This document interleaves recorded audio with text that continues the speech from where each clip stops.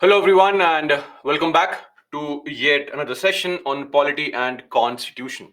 I hope I'm audible as well as visible.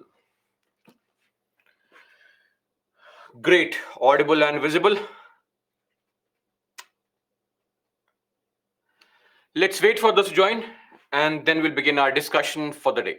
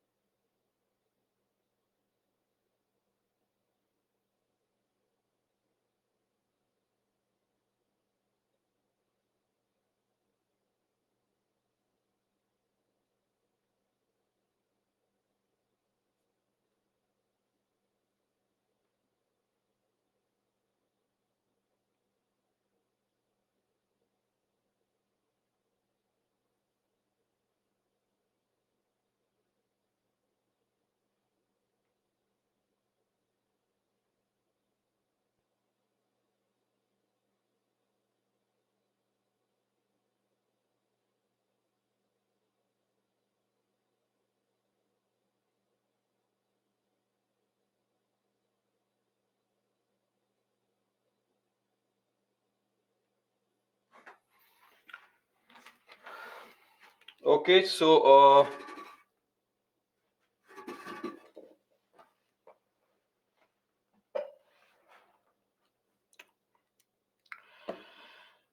let's begin our discussion. Others will keep on joining. In the meantime, we can do a quick recap. So, yesterday we had taken up for discussion, of course, we're discussing the chapter Parliament, and under the topic we were discussing about the deputy speaker. Then we looked into the topic of chairpersons of the Rajya Sabha, deputy chairperson of Rajya Sabha, as well as the panel of vice chairpersons in Rajya Sabha, and we have panel of chairpersons in the Lok Sabha. Then voting in the parliament, types of majorities, absolute, which is more than 50% of the total strength of the house. Then we have effective, all the then members, which is more than 50% of total strength minus vacancy of the house. And then the most commonly used, which is what is called the simple majority, which is more than 50% of the members present and voting on any given day. Then some special majorities, wherein it's not more than 50%, but two-third, at least two-third of the majority of the members.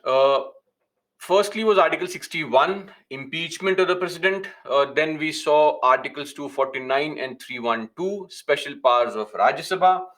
And finally, Article 368, which is amendment to the Indian Constitution.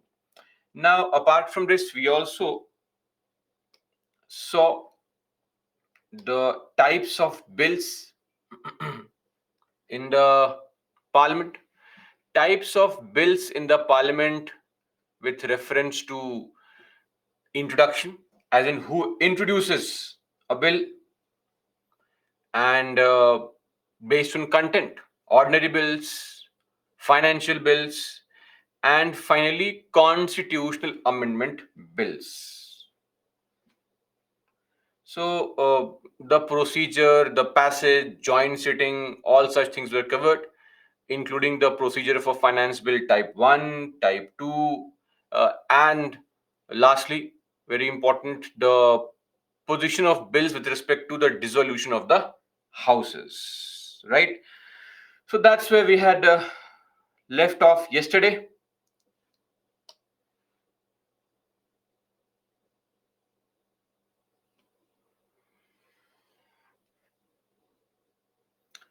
For deputy speaker election, also one proposer, one seconder required, Soumya. Yes, for the post of deputy speaker election, the requirement for one proposer, one seconder is there. And even for the deputy speaker's post, you cannot propose your own name.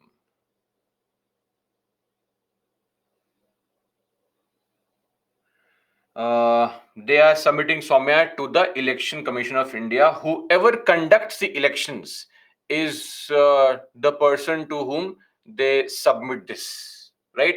So if it's for the election of speaker, it is submitted as the speaker pro tem.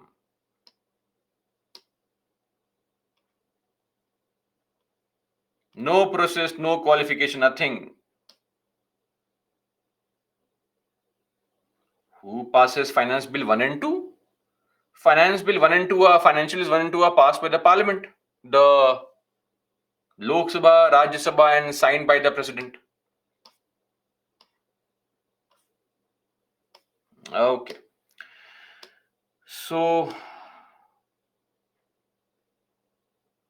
Kishan, it is not mentioned in the Constitution as I had mentioned in the class as well.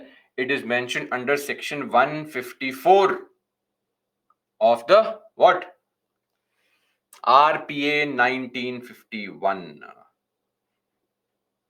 Okay.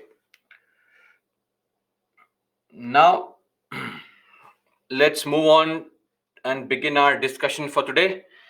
Starting with the standard 5 questions for today.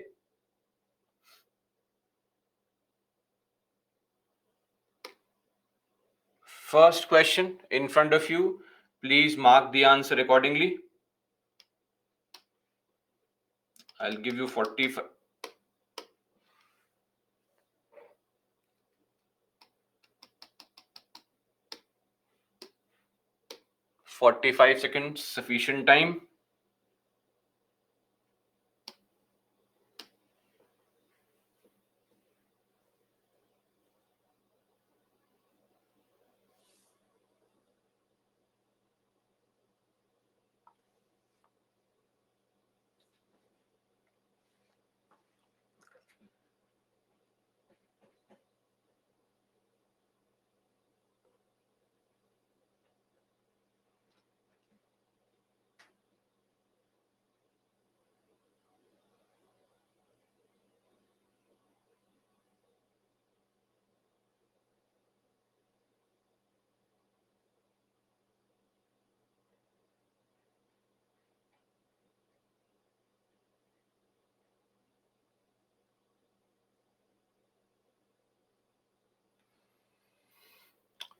Okay, so a lot of you got this correct. On the dissolution of the Lok Sabha, although the speaker ceases to be a member of the House, he or she does not vacate his or her office. Absolutely correct.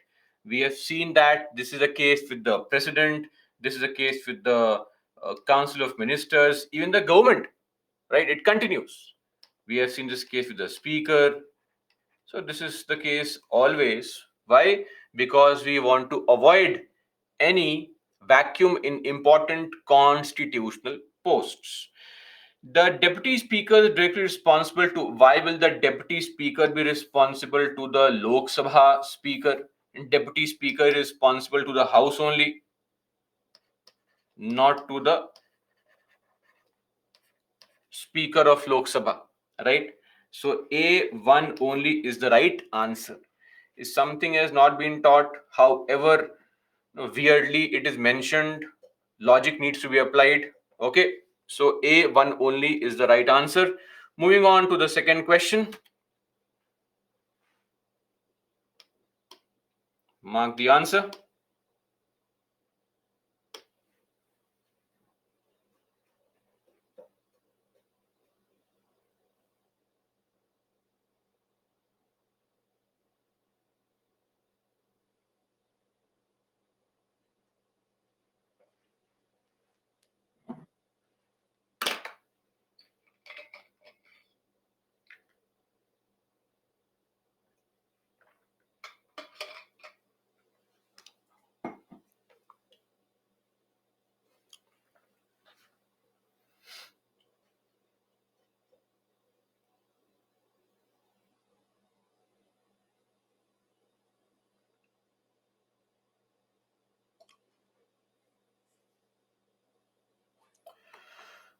Oh, we had firstly the statement talked about incorrect.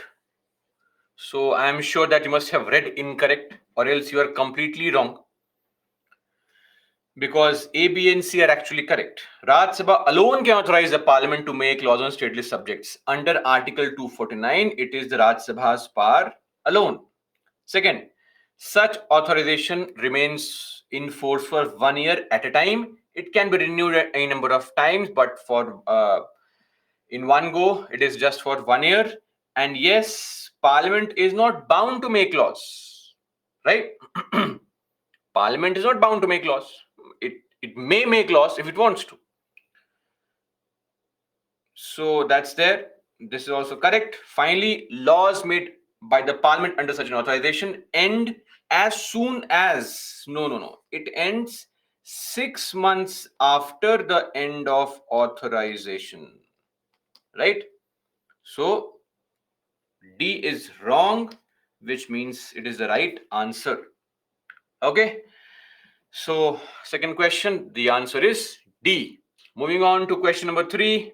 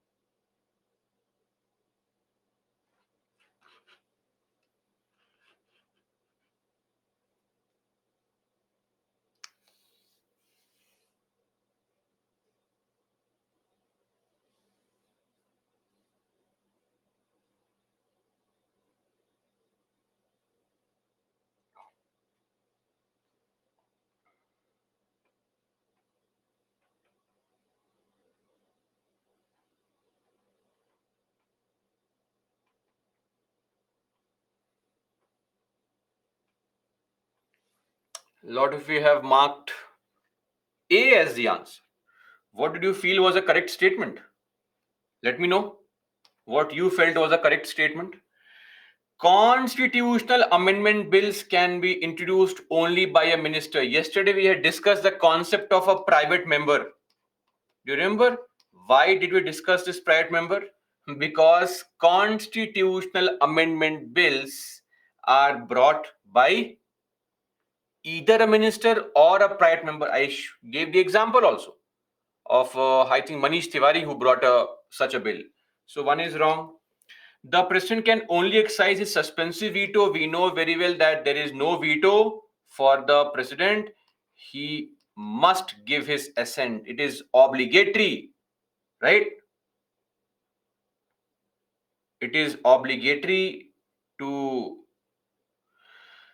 give his assent.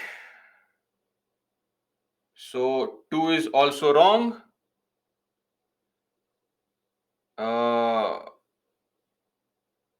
Kishan, in PPT it is mentioned that CB brought by minister only. Please show me where it is mentioned that only minister can bring. Only a minister can bring the CAB. Anyway, and third one, so far less than 100 amendments have been made. Now, in the very first class, I had mentioned 105 amendments. But anyway, even during the chapter Parliament, which we're discussing right now, remember the reservations for scheduled caste, scheduled tribes. It has been extended by the 104th Amendment Act. So anyway, 3 is also wrong. D, none is the answer. Jigger, convention only? Guys, are we getting confused with money bill? It is in case of money bill that it can be brought by a minister only as a matter of convention. I am talking about the constitutional amendment bills. Amending the constitution, Article 368. What are we referring to? I hope others don't have a problem. Right? All okay so far? Third question? Okay, great. So for anyone who says first statement should be correct, I would urge them to revise properly, right? And I would also urge you to look into the PPTs and verify before you make such tall claims, right? Anyway, moving on to the fourth question.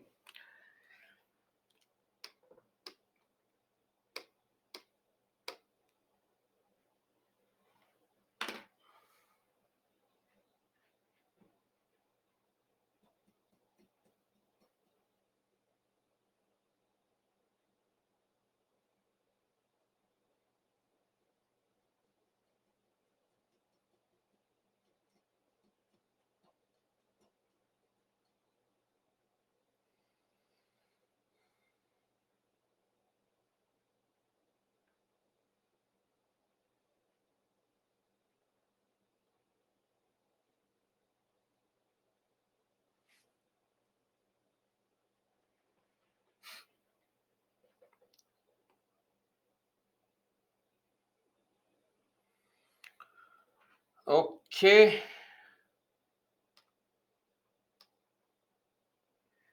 Adjournment terminates a sitting for a specified time. Yes or no? Absolutely correct. And if it is done for an unspecified time, when the date of next meeting is not fixed, we call it adjournment. What? Sine die or sine die. Power of adjournment and adjournment sine die lies with the presiding officer. Absolutely correct. 2 is also correct. Prorogation terminates the session. Yes, it does. And also write, please, in the chat box, who prorogues the sessions? Please. Who prorogues the session?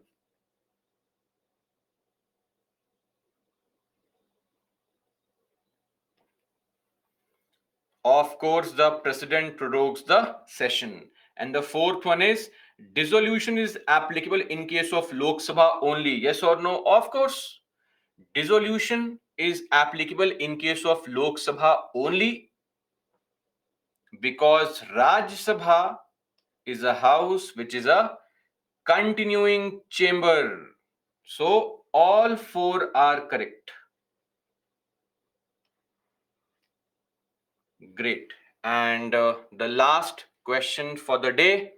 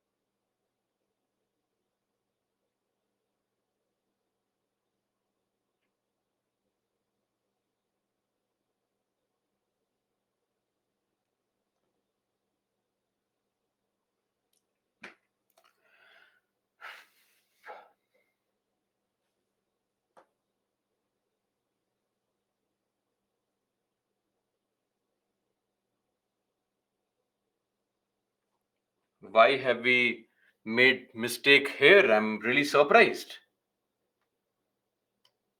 Fourth schedule of the Indian Constitution deal with allocation of seats in the Lok Sabha and Rajya Sabha. What do you think? Is the first statement correct? Tell me. Of course it is wrong. Rajya Sabha only. For Lok Sabha, number of seats for every state in Lok Sabha. Where is that mentioned? Please write the answer. Schedule 1 of RPA 1950. Okay, very good. So, of course, one is wrong. Both the Lok Sabha and Rajya Sabha have representation from all the UTs. In case of Rajya Sabha, representation is only from UTs of Delhi, Jammu and Kashmir, and Pondicherry. Just 3 UTs. Those 3 UTs which have assemblies. Both are wrong. D, neither one nor two being the right answer. Okay, that's 4 5 questions for the day. Slightly dissatisfied with your performance, but it should not bother me, right? Clearly, revisions are not happening, and the amount of sheer confidence I see in some of you, and despite making mistakes, is what is amazing. Confidence is very important in life, right? Whether you're right or wrong, absolutely great. So let me just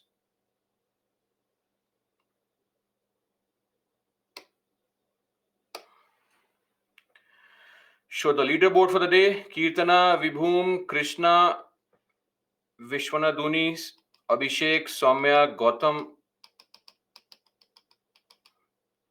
Priyanka, Khambapati, Ghanshyam, Vishnumaya. Oh, a lot of you got all 5 correct. Great. Okay. Then those who got 4 correct.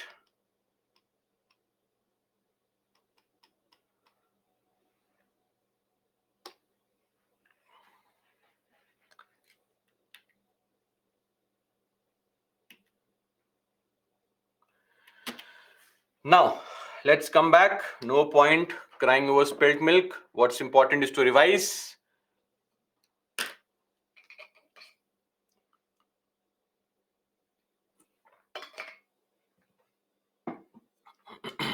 Now, parliamentary proceedings. Uh, we had discussed in the previous classes, especially I think in the second class, while we were discussing about the powers of the president, legislative power of the president. In the case of legislative power of the president, we saw how the president prorogues session, summons sessions, but sittings are adjourned for a fixed time by the presiding officer and signed by the presiding officer himself or herself. Now, what happens in a sitting on a daily basis? The first thing that happens every day is what? The first thing that happens every day from 11 to 12 noon is a question hour. And 12 to 1 is the 0 hour.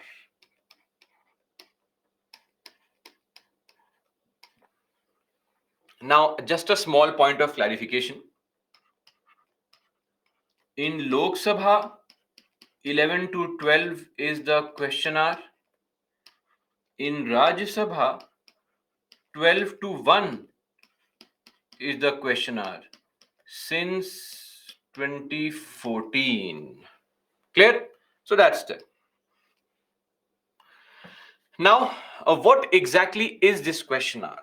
See, the idea of question hour, if you ask me, when was the first question asked? So it was 1893. The origin of this concept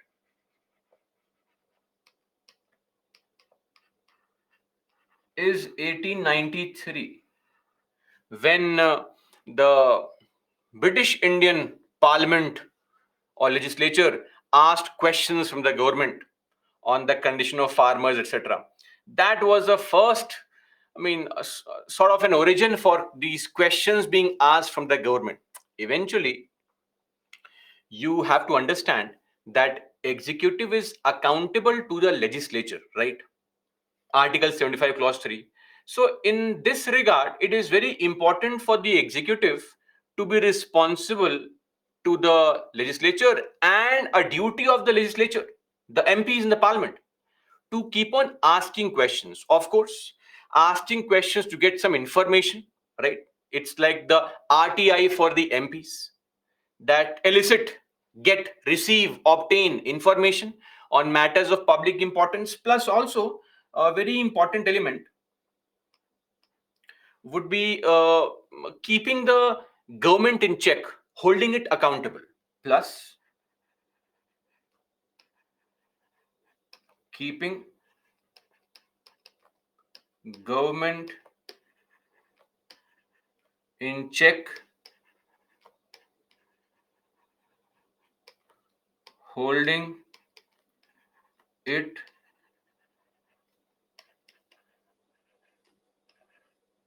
accountable. So that's a very important element. Now, let's also remember that question hour does not take place on two occasions. So there are 2 days where we don't have a question hour. One is the president's address, and number two, the budget presentation. On these 2 days, no question hour. Clear? What is the president's address? Any idea? Some of you must have mentioned by now. So, what is this president's address? What is this? Article 87 refers to the mandatory address by the president on two occasions. One is the very first address or the speech given by the president to the houses after elections, and number two, The first day of every sitting is what is the first day of every sitting of the year, that is a budget session, is what is called the address. Okay, great. So that's the purpose. Now, as far as question R is concerned, the purpose is very simple. As an MP, you will give notice to the presiding officer. What kind of questions you want to ask? See, you can either get a response from the minister on the floor of the house, a verbal response, or you can get a written response. Okay, written response can be submitted to you directly. But whenever you ask a question, some time is required for the minister to respond, because the minister will not know everything, right? So he or she is in charge of a very huge ministry. Asking him or her factual details on everything may not be possible. So you have to give them some time.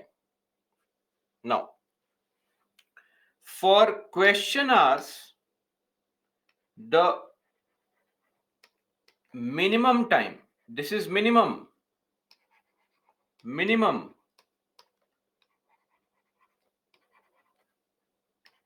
this is maximum. In case you want to get your answer on the floor of the house, in the house, verbally, you will give your question to the presiding officer and put a star mark,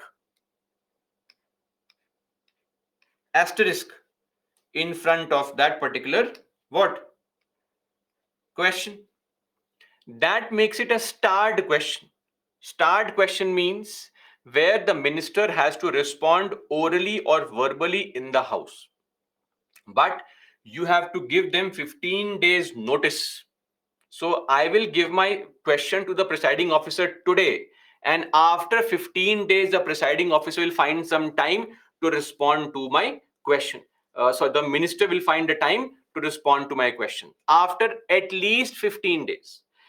This can further be relaxed by the presiding officer. So delays may happen, but not before 15 days. That's it. But the beauty of asking a verbal question in the house is that now you get the opportunity to ask supplementary questions, follow up questions. So, what kind of questions can be asked? For example, let's say a question like this, and this is a format. So, say steps to regulate artificial intelligence.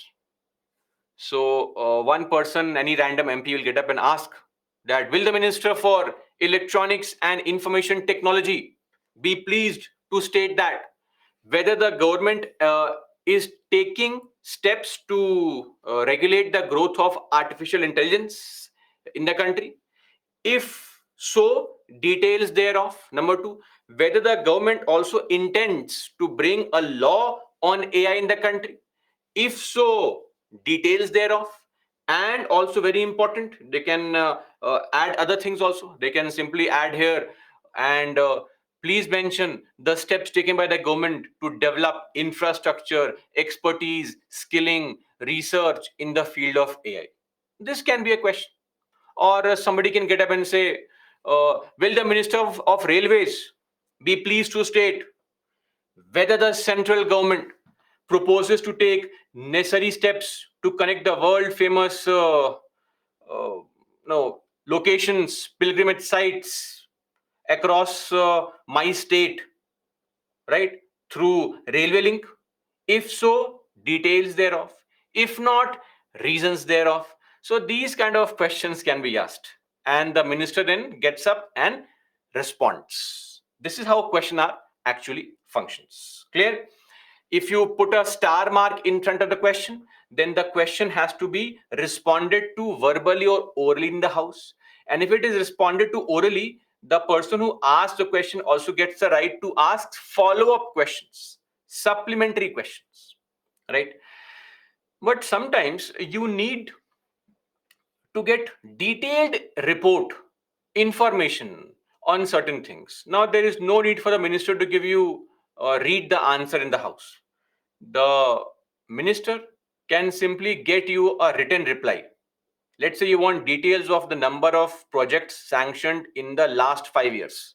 give details of all the power projects sanctioned by the Ministry of Power in the last 5 years, with the amount of money involved, invested, and what is the current situation of the project. So this information is better, more appropriate if you obtain it in written form, because things are properly mentioned there. This would make it an unstarred question. So starred questions require what? They require a verbal answer. Unstarred questions require a written answer. And every day, maximum 20 questions. Here, every day, you will get maximum 230 questions, for which response will be submitted. There can be a slight extension of 25 more questions if there are some states which are under President's rule and questions are being asked on them. That's also there. So this is about the question hour. And interestingly, back in now question hours are telecast every day live, right? You can see how your MP is asking questions, how the minister responds to questions. Till 1990s, question hours were not broadcast live. Even in 1991, I think the 2nd of December was the first date when the question hour was recorded and was telecast the next day on Doordarshan. But now, since the government, the Lok Sabha has its own channel called the Lok Sabha TV, so question hour is telecast live on the Lok Sabha TV. That's it. Then sometimes you would need a response immediately, right? You cannot wait for 15 days. For that, we have a short notice question, which also seeks a verbal reply, and maximum of 2 supplementary questions can be asked in a short notice question. Clear? Now, one more thing. Starred question,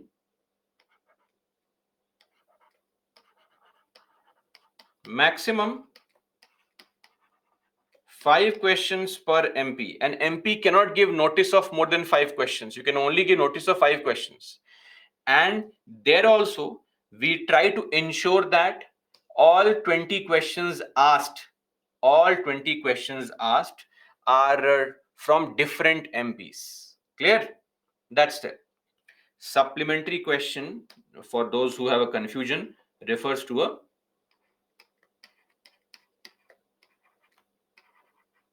follow-up question. Clear?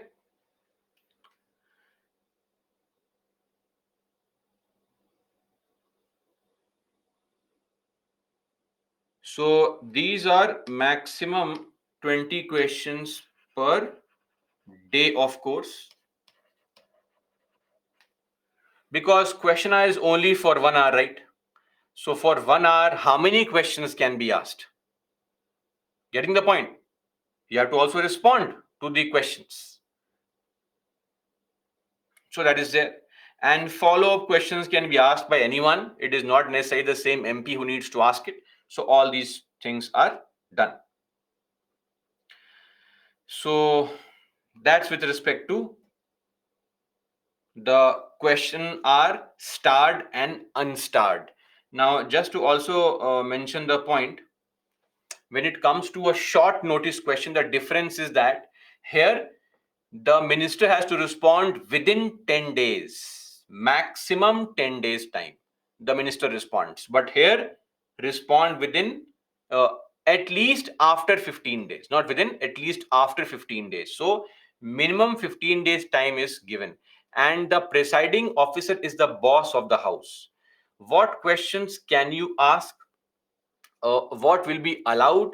All these things are decided by the presiding officer. If you ask a personal question, a matter which is pending in court, such questions can be rejected and you will not be allowed to ask questions. Also, if you ask a question, the minister can refuse to answer, and there also it is the presiding officer who decides whether the minister can refuse to answer those questions or not, right?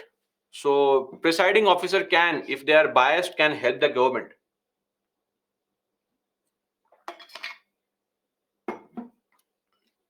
So this is there with respect to question R. Short notice question, maximum 10 days, same logic as a starred question, no difference whatsoever, right? It is just that it is asked within 10 days. And in case of starred questions, there is no limit to how much cross questioning you can do with the minister. But in a short notice question, you can only ask 2 follow-up questions for every question. Clear? That's with respect to question R. And every day, so many MPs give notice for questions. Which 20 are chosen? The questions are chosen based on lottery system.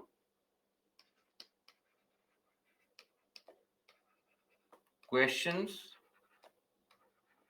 chosen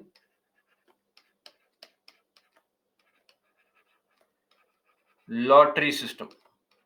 We call this draw of lots.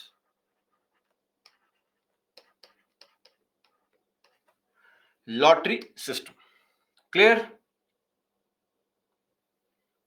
So with respect to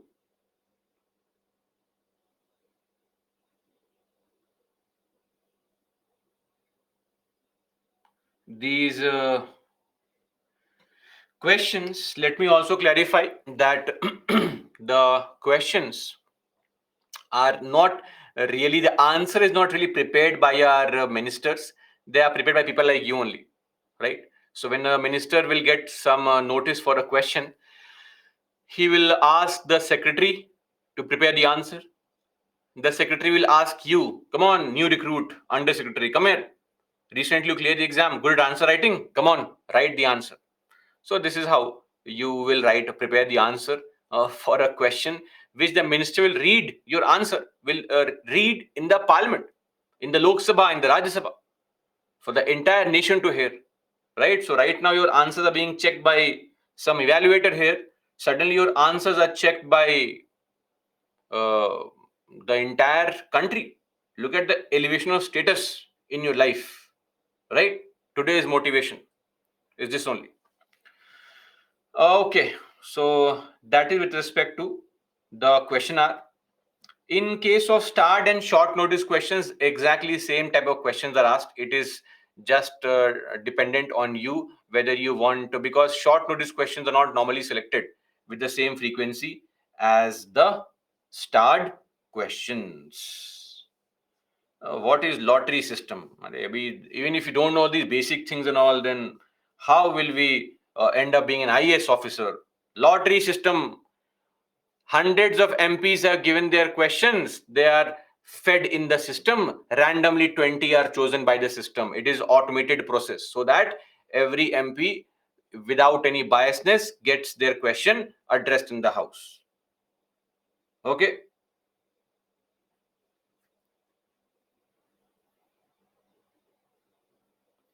In which way government can be held by presiding officer?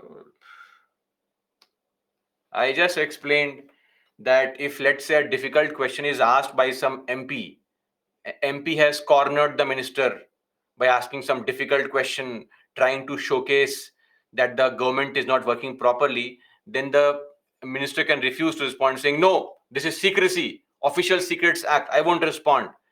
And when the MP says, Speaker, see, he's not responding, the speaker can say, yes, yes, he's correct, secret, will not respond, it's okay. So, in difficult situations, the speaker can side with the minister and can help him or her evade tough questions. Simple. Right? That is question R. Moving on now to the next 1R, which is 0R. Now, 0R is not mentioned anywhere. Okay, 0R is not mentioned anywhere. In the firstly, all these question R's and all are not mentioned in the constitution. They're in the rules of procedure and all. But 0R is not mentioned anywhere. Then how do we know that 0R is happening? If it is not mentioned anywhere.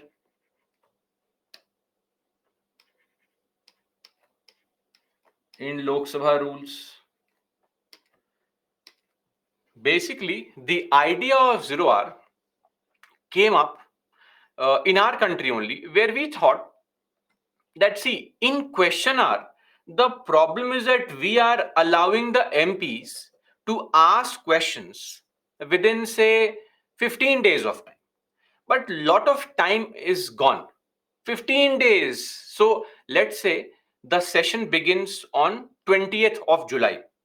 So when the session begins on 20th of July, I have to give notice on 14th of July only. Sorry, 4th of July only. And then my question will be asked on 20th of July when the session begins. So for every question that I ask, which is answered by the minister, 15 days time is required. What if I want an answer immediately, today only? Very important matter. We can't wait for it. Right? Somewhere some glacier disaster has happened, price rise has happened, border issues are happening, right? Now we can't wait for 15 days for the government to respond. We want immediate response. So what we do? So zero hour is basically defined as the time between question hour and lunch break. So in the Lok Sabha, question hour 11 to 12, lunch break 1. So time between 12 to 1 is what is called zero hour. And it is an origin of Indian parliamentary system only. We have thought of this, that it is used to raise matters without any prior notice. So without any prior notice meaning same day notice. You have to give same day notice. That is called without prior notice.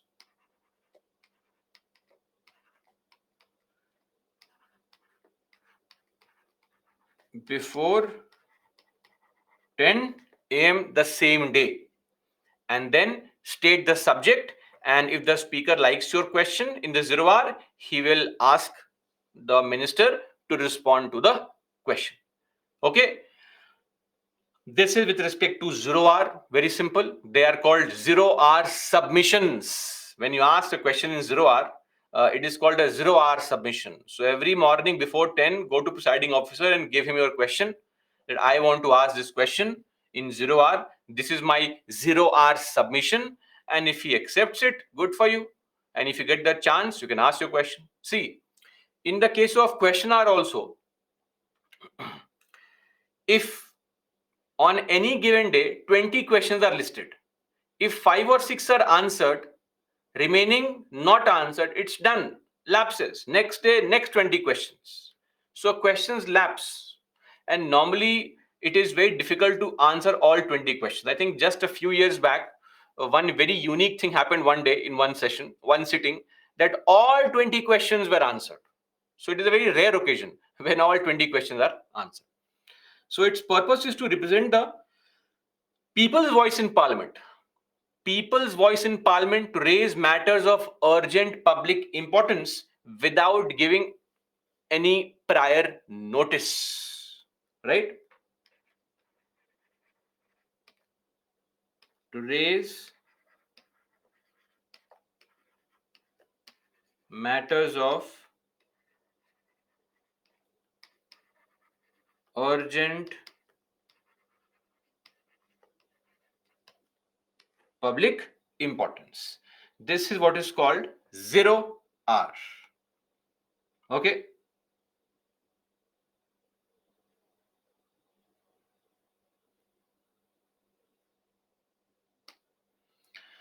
So again, it is all subject to presiding officer.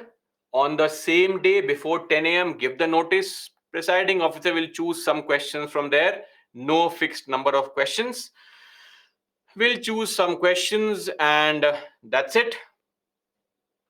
From those questions, the MPs are given the opportunity to ask those questions, and till the time lunch is there, keep on asking questions. Once lunch break starts, the MPs leave, run to the parliament cafeteria to have their meal. That's it. Now, one very important and crucial point is this question hour, where the minister responds to your query.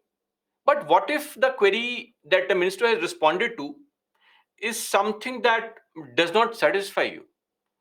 You feel maybe the minister is deliberately trying to avoid saying statements, deliberately trying to, hide some facts, has given a wrong answer. That's also possible. What if the minister deliberately gives a wrong answer. That's possible. Or he has withheld some facts. He has tried to mislead the house here and there, giving wrong information. So, in all such, like you try to mislead the evaluator when the question asks something else, you write something else. The question is asking about something entirely different. You write what you have learnt in the class, irrespective of what is asked. We don't care at all, right? So, that's how the ministers can also behave. It's the exact same thing for you and the ministers. Okay. So this is with respect to the poor performance of minister. If I have asked a question and I have not obtained a very genuine response, in my opinion, I can give notice for that within 3 days of the question being asked before 11 a.m. The speaker or the chairman of Rajya Sabha, they will send this to the minister saying, Minister, what is this nonsense? You're not responding correctly. Look, the MP is not satisfied. Please respond again. And 3 days time is given to the minister to respond again. Right? That is what is called half an hour discussion. Half an hour discussion. So this is what is referred to as half an hour discussion. Okay. And this half an hour discussion takes place towards the later half of the evening. So, as a matter of convention or custom, Monday,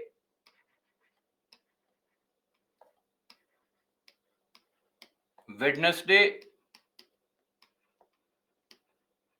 and Friday are the 3 days chosen in the week. And it is called half an hour discussion because it happens from 5:30 to 6 p.m. of course, right? And here also the minister is given 3 days notice to respond. Clear? This is called half an hour discussion. If the MP is not satisfied with the minister's response in QH, for our people who are just waking up from slumber, it's called question hour. Okay. Now, please don't ask me why Monday alternate, why not Tuesday alternate, because Saturday, Sunday, Parliament is on leave. So we can get 3 days only Monday alternate. Now you would say, sir, Monday, Tuesday, Wednesday also possible. Why only Monday alternate? This is a matter of convention. If you have a genuine concern that why not Tuesday, Tuesday is my lucky day, why not Tuesday, please write a letter to the Lok Sabha Secretariat, Raj Sabha Secretariat, to the Speaker of Lok Sabha, presiding officer of Raj Sabha, and raise your query and concern to them that why is this not happening on Tuesday or Thursday? Please let it happen on Tuesday or Thursday also. They will respond accordingly. I can only tell you what are the facts, and there is no logic behind this. It is just to ensure that not too much time is wasted, but an MP who is not satisfied with a minister's response also gets the time or also gets the opportunity, the chance to ask a question pertaining to the question the minister did not respond to appropriately. That's it. Now, coming to motions, and let me just clarify that when it comes to these parliamentary proceedings, they are not mentioned in the constitution. They are mentioned in Lok Sabha rules and Rajya Sabha rules. So please don't ask me in future, sir, which article question are? No article question are.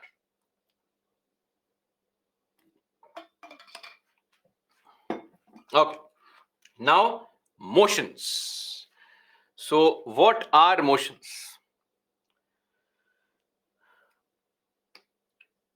Motions, this word is not mentioned in the constitution. Or the motions, the type of motions, are not mentioned in the constitution. They are mentioned in Lok Sabha rules or Rajya Sabha rules. Okay. So, what is this motion? Motion means a proposal. Anything you do in the house is a proposal. I propose that let's discuss on the bill. I propose let's vote on a matter. Right? Everything you do in the house is a proposal. Right? You are raising a motion constantly on a daily basis in the house. That's all called motion. The correct term for it is motion. So proposals brought before house to elicit, get, obtain, receive a decision or an opinion of the house. It may or may not be voted upon. So every motion may not have voting. Some motions are meant for discussion also. For example, I may raise a motion or a proposal to discuss on what steps can we take considering the railway accidents happening in the country, right? Or what steps is the railway minister taking to keep a check or further improve the Kavach system in the country? Now, in this regard, the minister can respond, and that's it, done. Task is over. We don't vote. Come on, Parliament, let's vote. Was the minister's response good? Was he smiling enough? Was he very angry? Was he sweating while responding? Right? So we don't vote on such things. So a lot of situations where uh, you simply want to discuss something and that get done with. But if you want to bring a bill, then that proposal requires voting, right? So it can be subjective. Anything you do in the house is what is called a motion or a proposal. Now, motions in general can be of four different kinds. These are actually not important for the examination. So you can simply ignore it. Simply ignore it. These are not important at all for the examination. This is just a very basic category or type of motions. For example, substantive motion. What is substantive motion? It is also called resolution.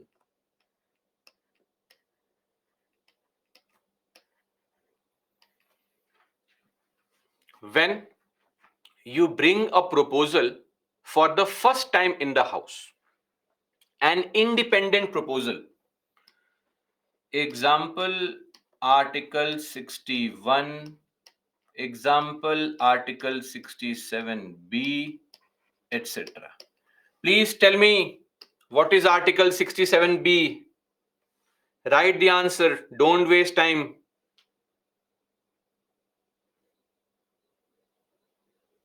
Okay, great. Very good.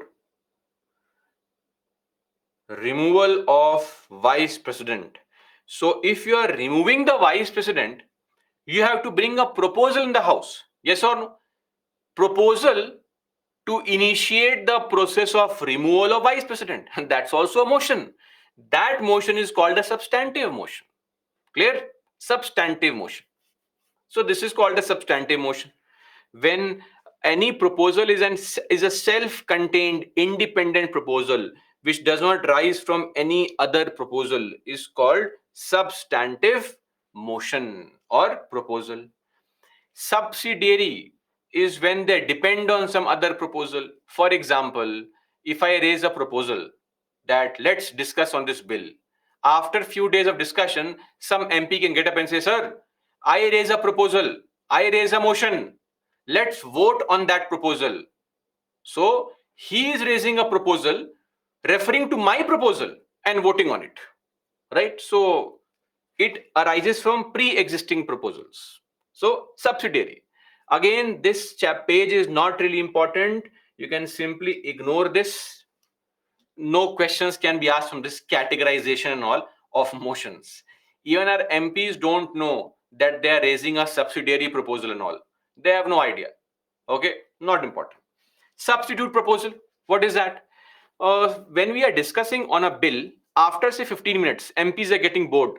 One MP will get up and say, "Sir, I'm getting bored." He won't say this. He'll say, "Presiding officer, Mahoday, the chairman, speaker, sir, whatever. I request you to stop discussing this matter and let's discuss on some other matter, replacement of an already existing proposal with some other proposal, substitute motion. Okay, so this is what these motions are. Lastly, closure motion. We'll discuss this in the budget. I'll help you understand how budget is approved, under which we'll discuss closure motion. Otherwise, motions not really important. Okay, but this is very, very important. Some specific select motions, extremely important, right? So these are some specific motions which you need to know. I am repeating once again, these motions are not mentioned in the constitution. They are either in the Lok Sabha or the Rajya Sabha rules. So please don't ask me which article. There is no article. How can I create some article? Right? Understand my limitations also. So first up, no confidence motion. Now for all our innocent people, please hear what I have to say and be patient. Basic understanding. Let me take a separate slide only.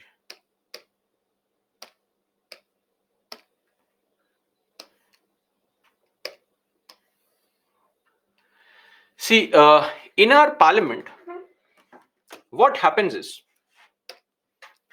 Lok Sabha, we'll focus only on the Lok Sabha. Why are we focusing only on the Lok Sabha? Because of Article 75, Clause 3. Clear? Now, how is government formed? You know, when you say government has been formed, where you say that, oh, the PM has been elected. So, firstly, PM is appointed. That's a correct term. Noobs can say PM is elected, but you are legendary people. You will say PM is appointed by the president. But how? So, you know, the entire country is divided into 543 small parts called constituencies. These are 543 seats in the Lok Sabha. 543. I will not draw all 543. So please don't say, sir, you have drawn only 10, 15 here and you are saying 543. You can in your house draw 543 and color and shade and enjoy life. So 543 seats are there. On every seat, one MP is sitting. One MP, one person in the house.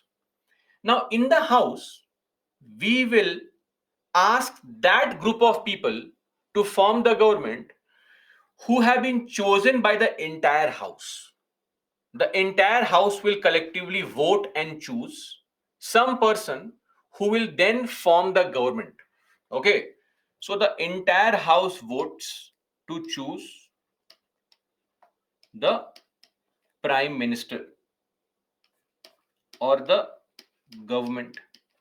So let us say Mr. Narendra Modi claims that I want to be the prime minister. How many of you in Lok Sabha agree with me? Come on, vote for me. Of course, all the BJP MPs will agree with the person. Say, yes, yes, sir, we are with you. So, if let's say BJP has, as of now, for example, BJP has 301 seats. BJP has 301 MPs. This would mean that at least 301 seats are there in support of BJP. Support BJP. That's why we say BJP has formed the government. BJP is the ruling party. Narendra Modi is a prime minister. Clear? Now, the leader has been chosen. The leader will go to the president and tell the president, sir, I want to be the prime minister. I have the support of people. You go for voting also. President says, okay, let me check. President fixes a date. The speaker can fix a date. Voting takes place in the house.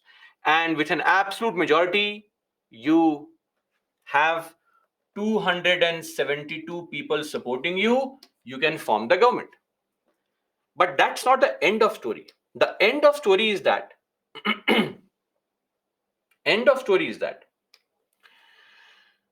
at every instance in the parliament on a daily basis, 24/7, 365 days a year, you have to get the support of all the people. You should enjoy the support. Enjoy the support of majority MPs. Always, always. When I am enjoying the support, meaning I control more than 50% MPs today, I will be a part of the government. So we say enjoying support means what? Enjoying the, what is the phrase used? Confidence of the house.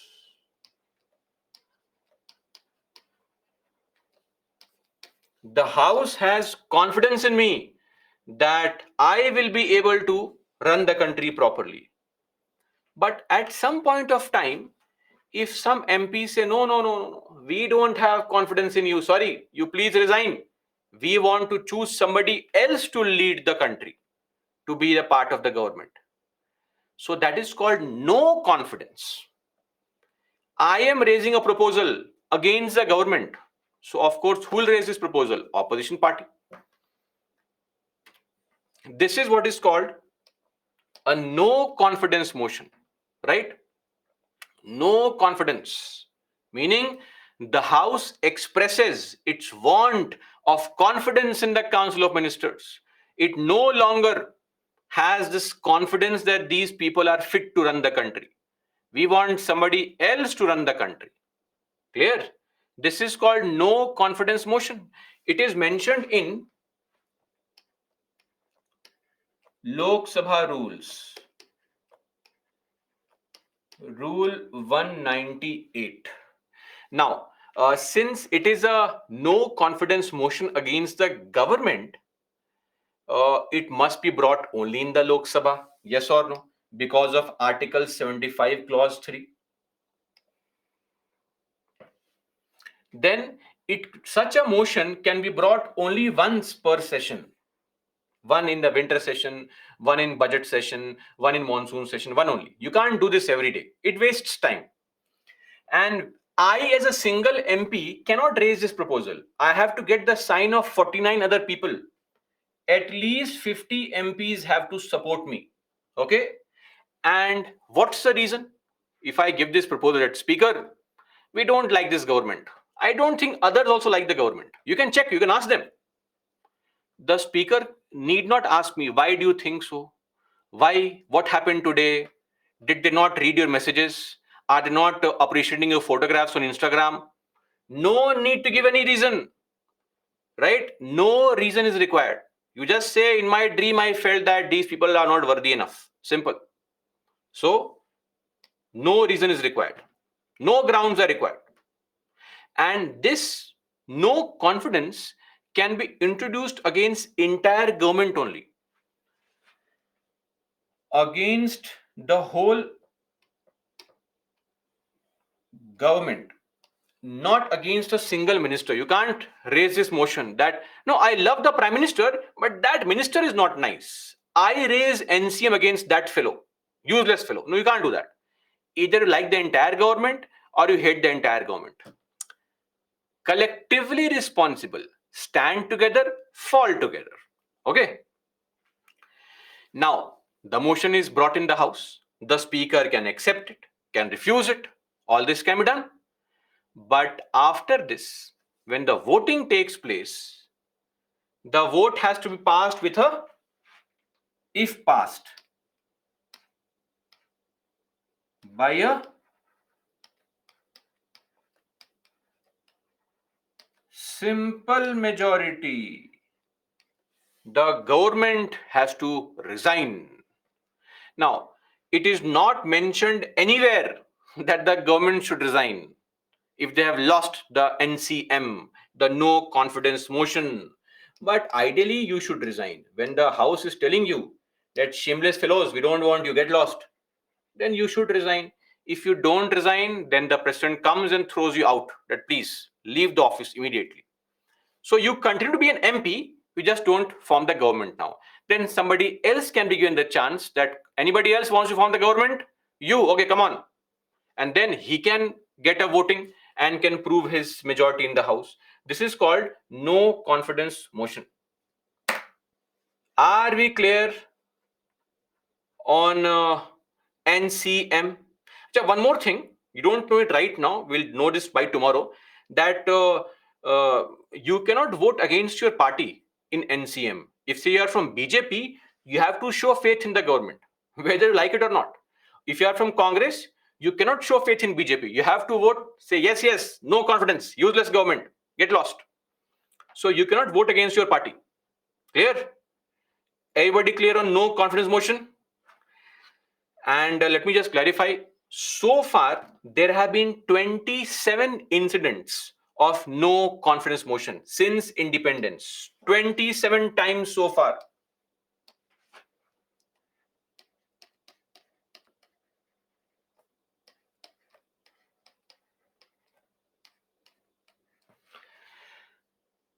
How many times it has been passed? Never. Never passed.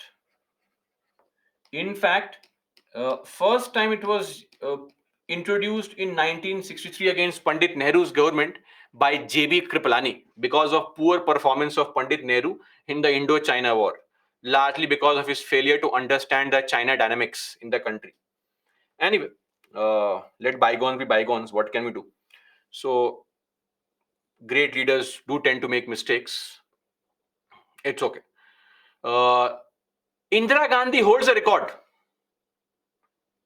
15 times this NCM was tried by the opposition party against her. 15 times. Never passed, ever. Recently, the last time it was done in 2018 against Narendra Modi government. Last time, I think in July, the monsoon session. Of course, could not be passed. Right? When it was introduced, it made no sense completely because, it was introduced by 50-60 MPs. Voting happened. 135 MPs said yes, yes, no confidence, useless government. 330 people said get lost, very good government. We don't support this NCM. 330 versus 135. It's a joke only, right? I think the closest we have ever come to in case of a no confidence motion is, I believe, was in 1993 Narsimha Rao government, where 251 people said yes and 265 people said no. That was the closest. Otherwise, these have largely been defeated. Even in the case of J.B. Kripalani in August 1963, around 60-61 people were in favor of no confidence motion and 346 people voted against it. So makes no sense. Are you clear? No confidence motion.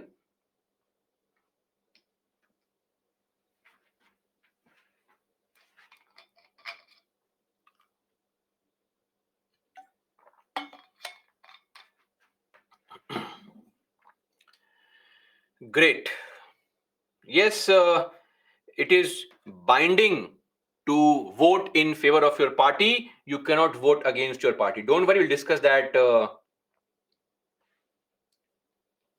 under anti-defection law, that you cannot simply vote against your party. Okay, this was no confidence motion. No confidence motion has an exact opposite also. Trust vote. Now, you would know trust vote with various names. Some of you would know this as confidence motion.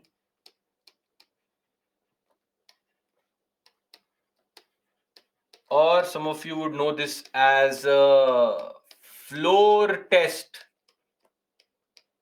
Have you heard floor test? Trust vote, floor test. So basically, you all must have heard of something happening to Atal Bihari Vajpayee. He lost something. He lost the trust vote, not NCM. It is largely misused that he lost no confidence motion. There's a difference. We'll discuss what is the difference. See, as I said, that no confidence motion is brought by the opposition party. saying that we don't have any faith in this government. You please ask all the MPs in Lok Sabha. Majority of us don't like this government. That's called NCM. But whenever any person claims, I want to form the government, I will harass the people, I mean, I will work for the people, right? Please give me an opportunity. So in that case, what happens? The president or the speaker, both the president and or the speaker, both of them can give the government or that person an opportunity. Okay, you want to be the prime minister, become the prime minister, no problem. But then please prove that more than half of the people here right now are supporting you. Prove it. Prove your majority in the house. Prove your confidence. Prove that the house has confidence in you. So trust vote or floor test is introduced by the ruling party. Any single person who claims to form the government can apply for it or try for it. But of course, the president has to apply some logic also. If a party which has only 20-30 MPs in the Lok Sabha, today if Congress says we want to become the now he cannot become the PM anymore, but let's assume that Congress says we want Congress party to form the government. Come on, president, give our favorite person a chance. That's not happening. Congress has not even 50 seats right now. As per the Lok Sabha website, Congress currently holds 49 seats in the Lok Sabha. Right? It's not possible. I mean, you can never get the support. Even if you get support of all the MPs of the House, the BJP MPs will not support you. You can never form the government. So the president also has to apply logic on who can form the government. So give them the opportunity. Clear? Again, it can be introduced only in the Lok Sabha. And if the government is unable to get the majority, loses the trust vote, it must resign. Clear? This is what is called trust vote. And I'll give you examples of what happened actually. So back in 1996, what happened? Atal Bihari Vajpayee.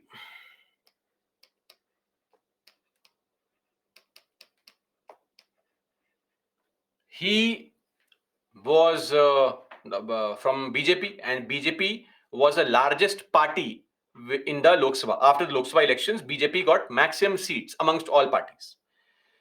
Atal Bihari Vajpayee wanted to form the government. He told the president that, sir, I want to form the government. President says, okay, form the government. But also proof.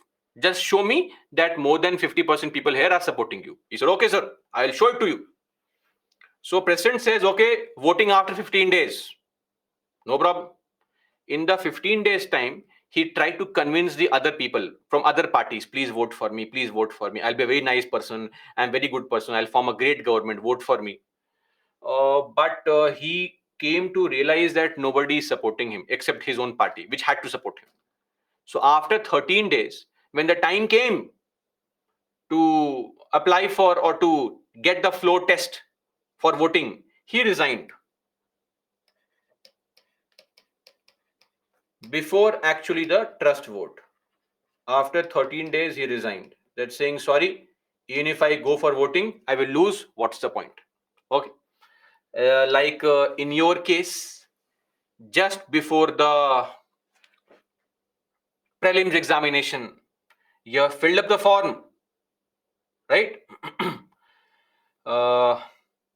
You see your mock test marks, -12, -8. You say, it's okay. I will study next year. I am skipping this attempt.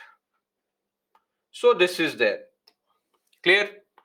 But the legendary situation happened for Vajpayee only in 1998.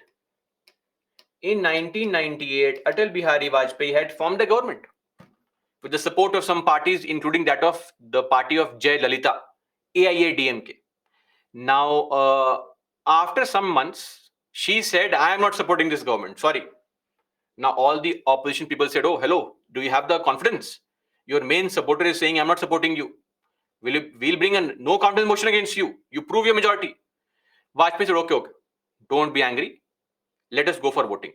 Okay, how many people support me? I am bringing a trust vote. Do you trust me, Lok Sabha? Voting happened. 269 people supported him. Yet, yes, very good person, very good government. 270 people said, sorry, not a good government. Lost by how many votes? 1 vote. He lost the trust vote by 1 vote. Right? So he lost the trust vote, not the no confidence motion. I hope from now onwards you'll have a slightly better understanding of trust vote and no confidence motion difference. NCM brought by opposition, trust vote brought by government. Clear on this? There's one more thing called composite floor test. Just on a side note,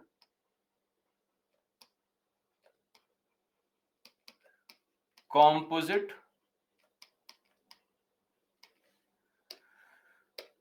flow test. What is composite flow test? When more than one member stakes claim to form the government. When more than one MP claims to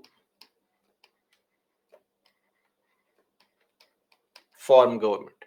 Let's say today, or in the case of say Maharashtra, if two people get up and say Uddhav Thackeray, Eknath Shinde, that I will form the government, I will form the government, then in that case, the parties can, the MPs, MLAs can vote in favor of either Uddhav Thackeray or Eknath Shinde. That is called composite flow test. When multiple people are saying, please, I can form the government. Otherwise, it's called a flow test only. Clear on this? Multiple people from different parties, of course, not the same party.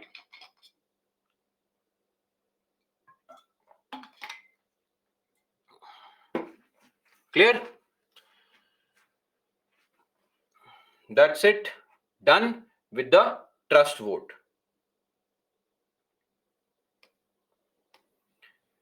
Now, just to mention a point here, these two things can be introduced only in the Lok Sabha, not Rajya Sabha. Why? Because of Article 75, Clause 3. Now coming to motion of thanks. What is motion of thanks? Motion of thanks is actually voting on the president's speech. That is called motion of thanks or vote of thanks. So after the president has delivered the speech, voting takes place on the speech. Why? Because even the speech that the president gives is not made by him or her. Even the speech is made by government only. The address presented by president, address, what does it contain? It contains the policy achievements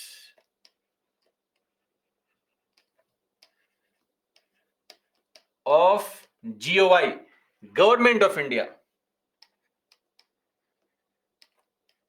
and future agenda or the goals, that what they have done so far and what they want to do in future. So this is basically government speech. Are we clear? It is not president's speech. So even the speech is not made by him or her.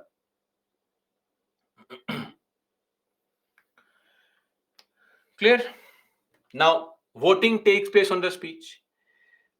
In the Constitution, Article 87 also says that the House can make rules to discuss on the speech. House can make rules to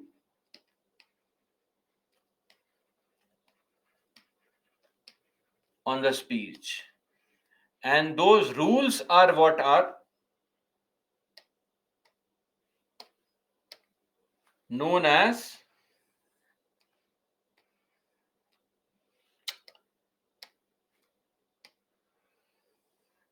motion of thanks.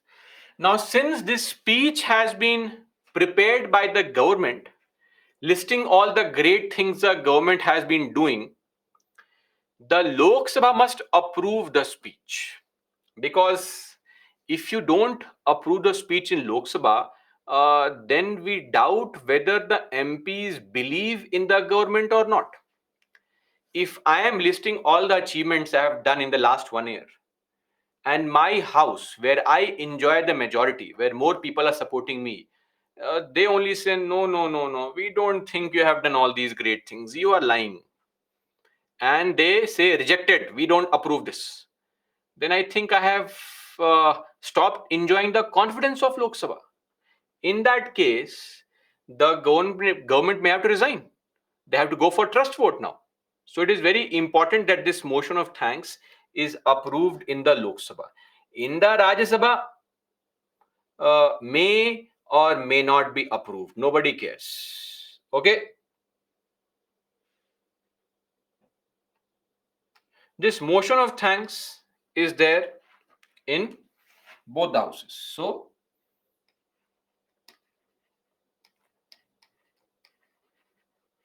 both houses. Then next is adjournment motion. So in all these motions, please let me remind you, all these motions require what kind of majority?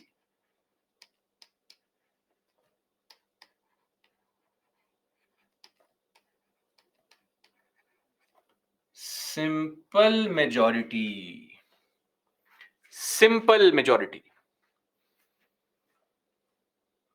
By law.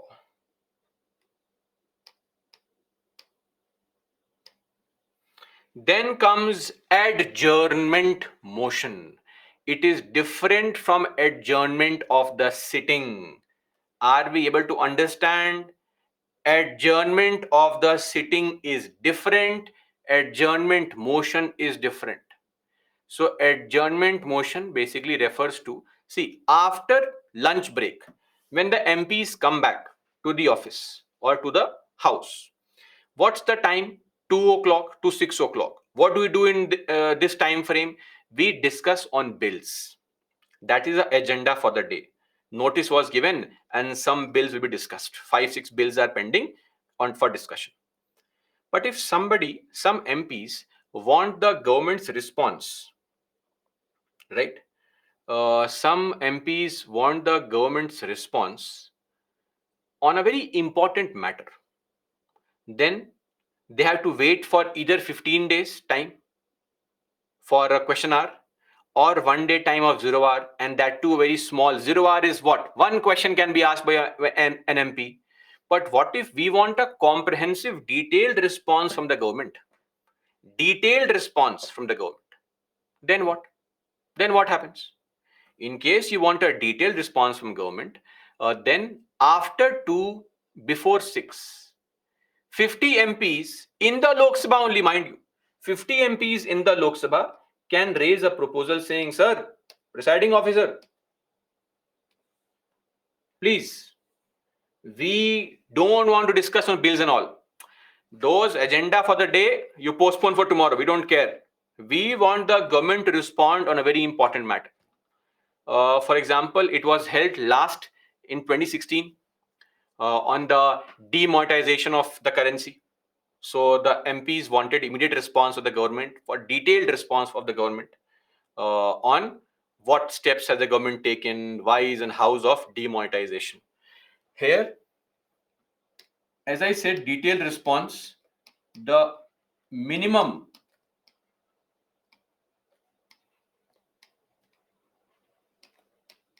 debate time is 2.5 hours. So at least 2.5 hours time will be required to discuss. It suspends the agenda of the day to allow debate on topic highlighted in the motion. it should involve the responsibility of Government of India, some very urgent, important topics, not some random kind of topic, right? Some very important, urgent topic where government is uh, no involved. That is with respect to the adjournment motion. See, this motion can start in the Lok Sabha only. Now, if you ask me, sir, is there any way that we can suspend the agenda in Rajya Sabha and ask some important point there? Yes, we can. It is not called adjournment motion. The alternative in Rajya Sabha is called Rule 267. So we have a similar provision in Rajya Sabha, and that provision is Rule 267. The beauty is that here we don't need 50 MPs. Any MP can move this proposal, raise a motion, but the only condition is chairperson's permission is required. Okay, so we have a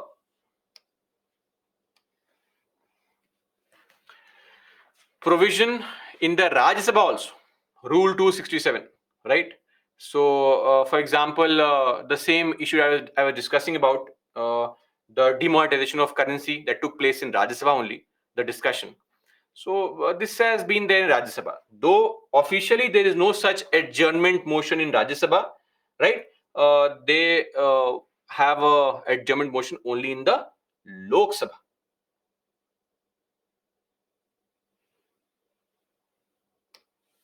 Clear? This is with respect to adjournment motion. Adjournment motion again can be initiated in which house? Only Lok Sabha. Now coming to privilege motion. What is a privilege motion? See, in the house, basic decorum has to be maintained, right? Like in the class, basic decorum has to be maintained. But just like our MPs, some people here also have no understanding of decorum, which is clearly reflective of how the MPs perform. So you may laugh at MPs, but I get to see, I have heard from others on how some, very few, though it's a very small number actually, maybe 4 or 5, we can count on fingers, but that's there. In fact, that's the same thing in the parliament also, frankly. Lot of MPs are well behaved people, right? But sometimes some MPs misbehavior is shown by them. They will make any kind of remark, uh, start speaking out of turn, etc., right? Then sometimes, as a mark of questioning the government, you become very aggressive and use some very uh, harsh terms, which we refer to as unparliamentary words. So you'll be surprised that every year the Lok Sabha, Rajya Sabha release a list of unparliamentary terms, meaning terms which should not be used in the parliament, like chor, thief, gaddar, makkar, dhokebaz, chaukidar, chor hai. These kind of words should not be used in the parliament. Don't think of bigger words, please, right? That is unthinkable. Please. Smaller words, basic words only. Okay? Don't think too much. So, the presiding officer, if you use these words, because everything you speak in the house with permission of the presiding officer goes on record of the house, it is entered in records, but unparliamentary remarks are removed from going on record.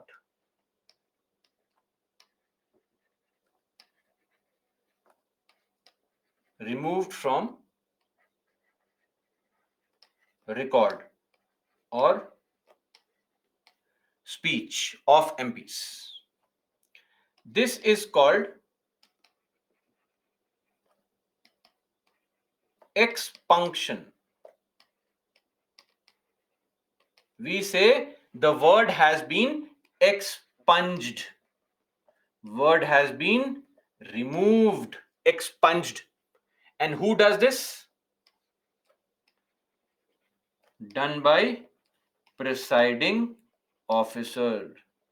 That is why you may find that sometimes our presiding officer will make a statement.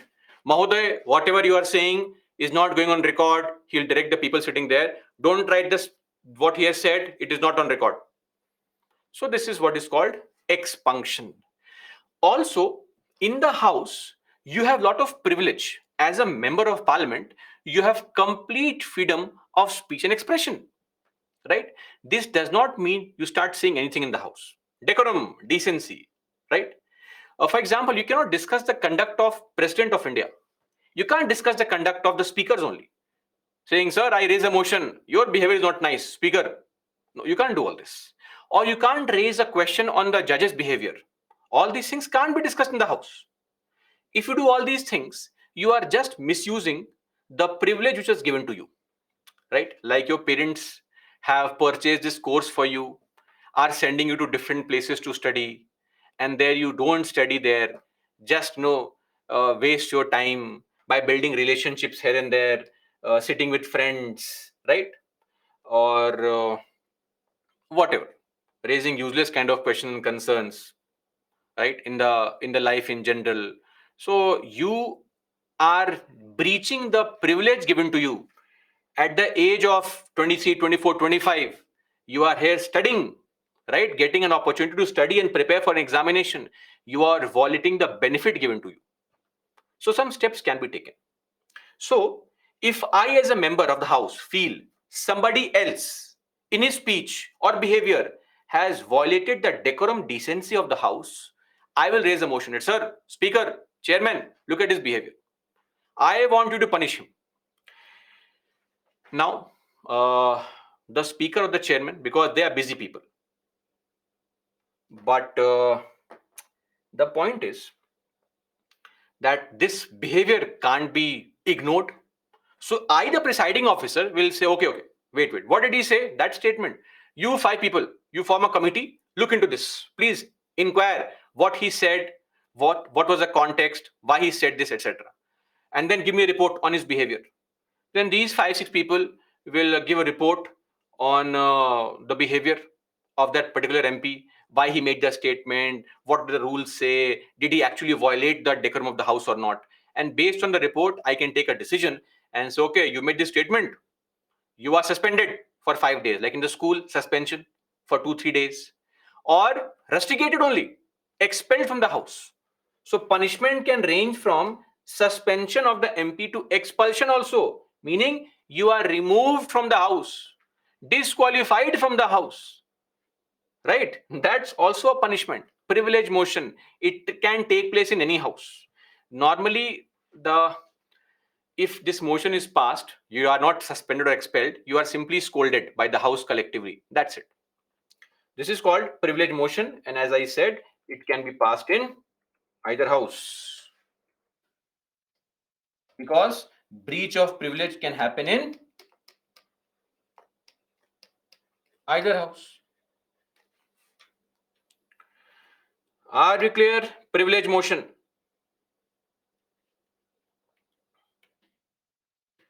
Now we have calling attention motion. Calling attention. I hope you understand through this image only. This is not a photoshopped image. This is a true image of one incident. So anyway, no, basically Mr. Shashi Tharoor had actually mentioned that because of the extreme commotion in the house, he could not hear what Supriya Sule was saying. So he came forward to just hear her. But internet, people make memes out of this. So of course that is there. So that's how it is. calling attention motion. Very simple, very logical. If I feel that a minister has not been performing his tasks properly, I will raise a motion asking the government or the minister that, minister, government, please respond. What the hell are you guys doing? Right? The people are suffering, price rise is happening, etc. So many people died because of the train accident. What steps are you taking? Right? It is a way of criticizing. When your parents call you saying, mock test marks are amazing, 32 marks out of 200. What is happening? Please explain. That is called calling attention.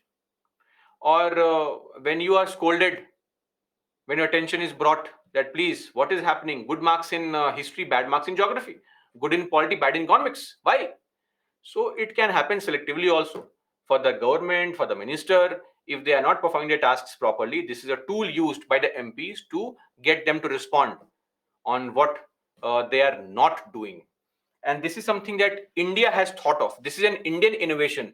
That's why it is important. Otherwise, not really important, because this is an Indian innovation in the field of parliamentary system.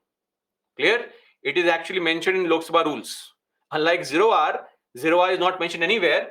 Calling attention is mentioned in Lok Sabha rules. Clear? This is called calling attention motion, and this motion is also introduced in either house. Either house. So far, calling attention, privilege motion, and motion of thanks are the three motions which can be moved in either house. So, see, please understand one more thing here. If you observe, most of these motions do not require any kind of voting. For example, all these motions,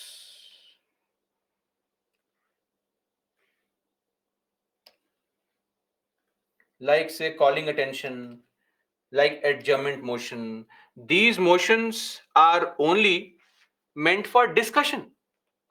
We discuss the problem, we get a response from the minister, that's it. No voting is required, right? Even in the case of privilege motion, it's the decision of the presiding officer only. So in all these three cases, no need of voting. Why would we vote? Right? No need for any kind of vote. Simply, I wanted to showcase the government, you are not performing tasks properly, respond.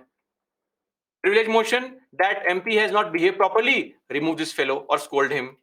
Or calling attention, minister is not performing his tasks properly, please get a response from him. That's it. Okay.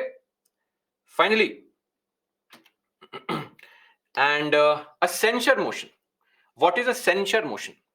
Now, censure motion is a motion to point out mistakes of the members of the ministers. Only in the Lok Sabha. Now, censure motion can be introduced against both entire government or individual minister. In the case of no confidence motion, it can only be brought against the entire government. And here you have to give reason. Ground. Ground means what? Reason has to be given. Why you are bringing this motion. And voting takes place. If it is passed, it amounts to severe reprimand. What is meant by reprimand? Reprimand means to formally scold or criticize. So what happens is, let's say some MP raises a motion against the railway minister that we don't like this person's performance. Because of you, thousands of people lost their lives. I raise a motion, censure motion. If more MPs of Lok Sabha approve, yes, we also agree. Speaker says, how many of you agree on censure motion? Ayes. People shout ayes. Approved. That's it. It's done. Motion is approved. It is assumed that the House has formally scolded you. Nothing takes place specially. Don't feel that the MP is called in front of the house. He's made to sit. Come on, sit here. And people throw stones, paper on his face. No, nothing like this happens. Okay. It is, think of this. You are sitting in your room between all the books and surfing on your mobile phone. And your father crosses the room and looks at you and makes a face, always on mobile, and goes away from there. He has not scolded you. That is actually reprimand only. Indirectly, the task is that by get your act straight, completely useless. So the same thing happens. Once it is approved, it is assumed that the house has collectively scolded and shamed the minister, right? The minister need not resign and all. No need to resign. It's okay. Anyway, our politicians are largely shameless. I mean, they are largely people who need not resign on all these things. So why will they resign? Things are different, as you always talk about the change of political scene in the country. Back in 1950s or 1940s, interim government, Pandit Nehru was the prime minister, and deputy PM was Sardar Patel. So what happened was, in the case of these two people, they were always in conflict with each other because of difference of opinion in general also. So one day Patel wrote a letter to Nehru saying that if you don't like my performance as a deputy prime minister, I'll resign. I'll resign if you don't like me. Nehru responded by saying, no, no, no. Why are you resigning? If you don't like my performance, I will resign. And those were days of these people. Imagine the situation right now. Imagine the situation right now. If an MP gets up and says, Minister, I don't like your performance. Minister says, sorry, you don't like my performance? That's your problem. You resign. So good old days of me submitting resignation is gone. So this is with respect to all these motions, right? Some of the motions in the Lok Sabha, some in the Rajya Sabha. It's your duty to remember what one in the Lok Sabha, which one's in the Rajya Sabha. And sometimes voting will take place on the motion. Sometimes voting does not take place on the motion. Motions are always passed by a simple majority. All these motions. Are we clear? Sufficient information is mentioned here on the slides. Just have to pay attention and not sleep in the class. That will do the trick. Okay. Lastly, before we take a break, please solve this question. Oh.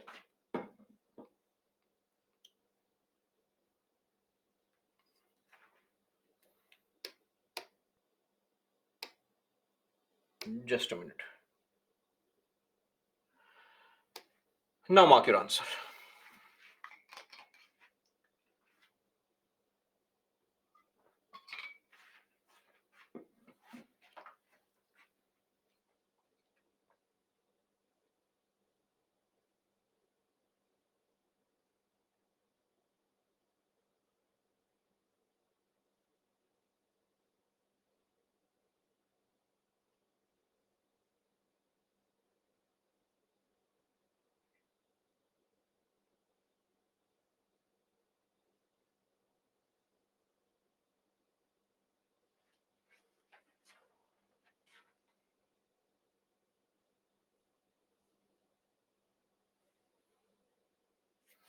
A lot of you have marked B, which makes no sense.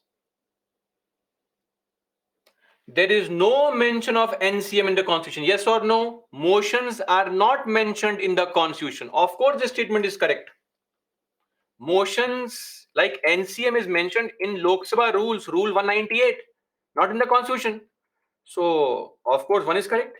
Two is correct. Yes, a motion of NCM can be introduced in the Lok Sabha only. C, both 1 and 2 being the right answer. Clear? Okay. Let's take a break. We'll be back at 8 to continue our discussion further on the motions. This slide is important. Please focus on all these specific kind of motions. Break, please. Be back at 8. Don't take a nap. Go out, take a walk, drink some water, etc. Break, please.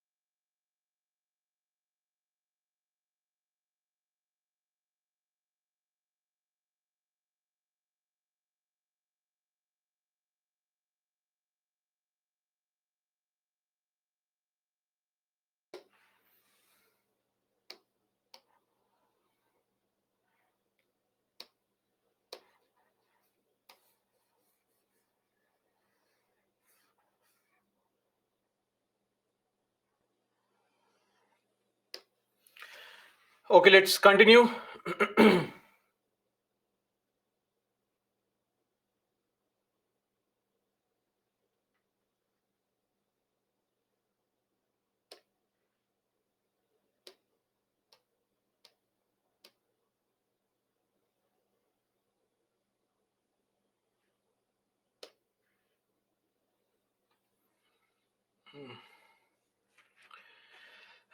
Yes, bestie. Bestie. What's your name? Is bestie your name? Bestie. Uh, yes, it requires voting. Gyan, point one refers to allocation of seats in the Lok Sabha. Say UP has 80 MPs in the Lok Sabha.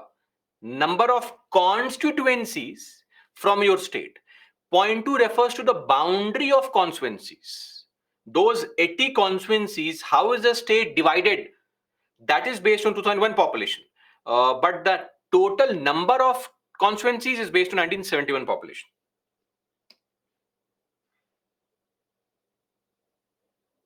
Yes, Yamya, all these happen on a daily basis. Gyan, done. Not that we know of, Soumya. I don't think there is any such country, frankly, which has incorporated all these. Ramavat, I would need to see a screenshot of that. You can mail me that. We'll have to then see that. Sachin, no, no. Derogatory statements, non-derogatory statements. The point is, if I have not given the permission to speak and then you speak, why should I go get them on record, right? Then it will disrupt the entire structure only of the function of the house. So non-derogatory may also not go on record if you are speaking out of turn. That's also important to follow rules and regulations. That's why it is done.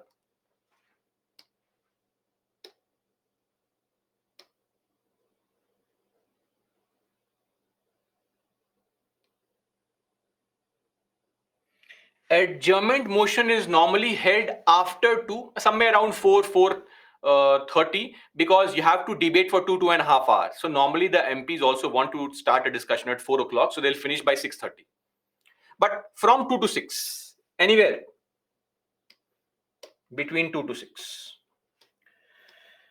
What else do we have? Yes, Kanika, everybody will vote. Ashwanta, come on, it's just one test here. How does it really matter? Revision is important.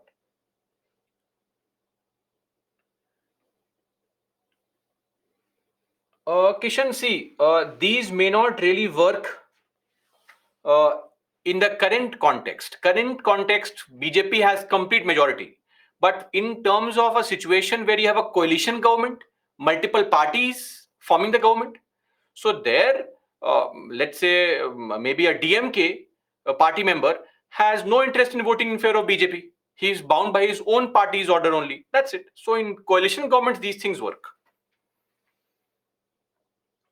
Harshit, the top 250, 230 questions are selected. Harshit, the first 230 questions are selected.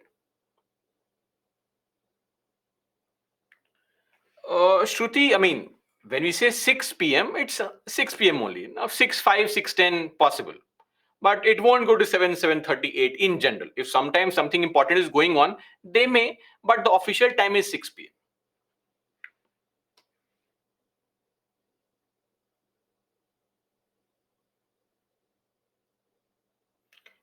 Chitturi, the procedure, not session, the procedure of Rajya Sabha, similar to adjournment motion, is not called anything. It is just called discussion under Rule 267. There is no name for it.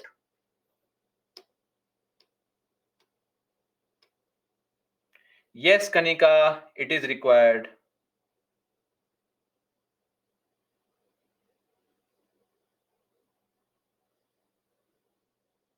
Surya, rephrase this question.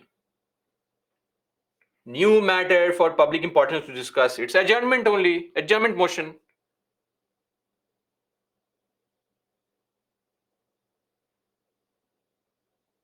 If done, then the government needs to go for no confidence. Firstly, why would government go for no confidence? No, no. Revision, Shama, revision, revise. That's the only way out.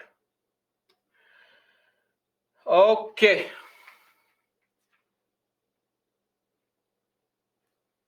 Chandra Jyoti, basically, on a day-to-day basis, it is very difficult to always have that majority enjoyment, right? So, on a regular basis, we take the majority of present and voting. That's it. Yes, Sachin, we can always do that using adjournment. Why would you need adjournment motion for it? Right? You can simply raise this as a separate proposal, give notice for it, raise this matter in 0 hour, etc. Right? It is not criticizing the government. An MP can always approach a minister and give a response to it, to him. Nirbhay, there is no voting on some motions. They are not passed. They are meant for discussion only. No voting means the point is they don't need a voting. We just want the house to discuss something. That's it. What is there to pass a discussion? There's nothing to always pass, right? So some motions need not be passed. They are just meant for discussion. Akanksha, these motions are largely asked in the prelims examination, not in mains. I mean, so far. Okay. Done with these motions. Most of your questions you are asking are repeat questions. That is it mentioned in the constitution? Don't ask this question. Now I've just mentioned it that these motions are not mentioned in the constitution. See, mentioned it. Just revise also a bit. Because just a select few of you, if you hog all the questions and then be very sad I don't take your name or ask a question. Others, most of them who are focusing on studying only, their time gets wasted. Right? Collective effort, very important. Now, a small point, resolutions. Nothing unique here. What are resolutions? Resolutions are substantive motion. Right? Look at this here. Substantive motions are called resolutions. That's it. So one very unique kind of motion called substantive motion is known as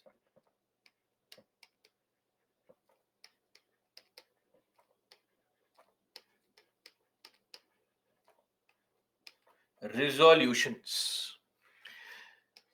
They are always written, meaning they are always formal in nature. It is not an informal kind of motion, and they are always followed by voting. It is not a motion for discussion. If a non-minister brings a proposal, it is called a private member resolution. If a minister brings a proposal, it is called a government resolution. Okay, that's it. And sometimes you bring proposals in pursuance of some law or some article of the Indian Constitution. For example,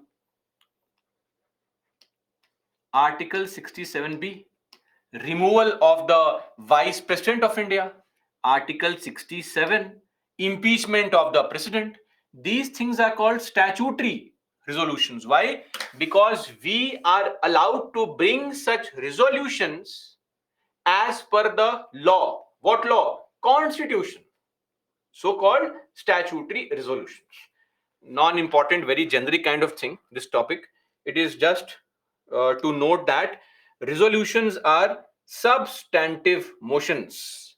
A motion which is independent from any other existing proposal, which is brought for the first time, which is a formal proposal, and it is not meant for just mere discussion. It requires voting also. Clear? Like the removal of vice president, impeachment of president. These are examples of resolutions. So, for those who have personally read these articles, you will find that under Article 67B it is mentioned. Such a resolution can be moved in the Council of States, approved by all the then members of the House. That is effective majority.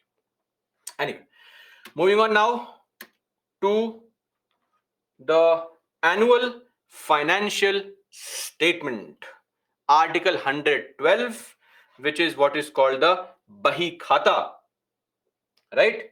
Or we can also call it the budget. The new modified name is Bahi Khata, right? So now this is actually tablet case, right? In fact, you can find this kind of case on Amazon, Flipkart also nowadays. So it's a tablet case where now the budget was read inside a tablet. Bahi khata, budget. What exactly is a budget? Now, this word budget is not mentioned in the constitution, mind you.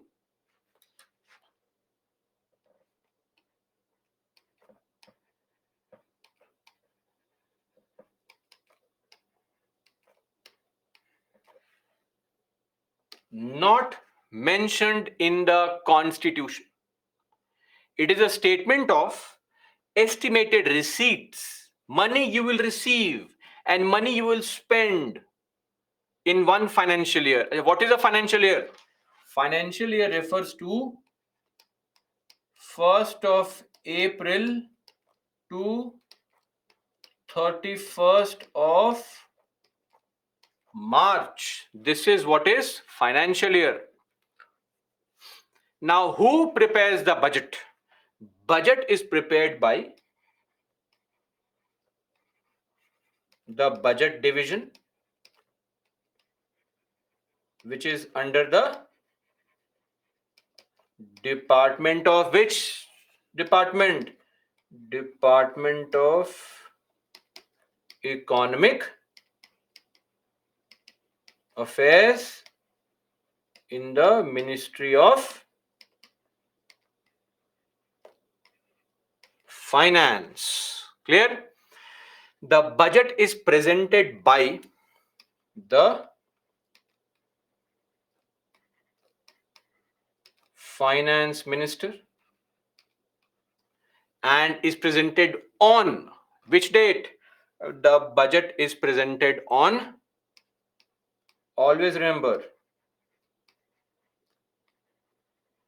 first working day of February. First working day. Working days are Monday to Friday. They are called working days. Clear? So basic information. Now we'll discuss as to how the budget is passed in the parliament. What are the various stages? Before that, one small question that you should know. Also, one more thing. I mean, on and time is 11 a.m. early morning. The budget is presented at 11 a.m. Okay.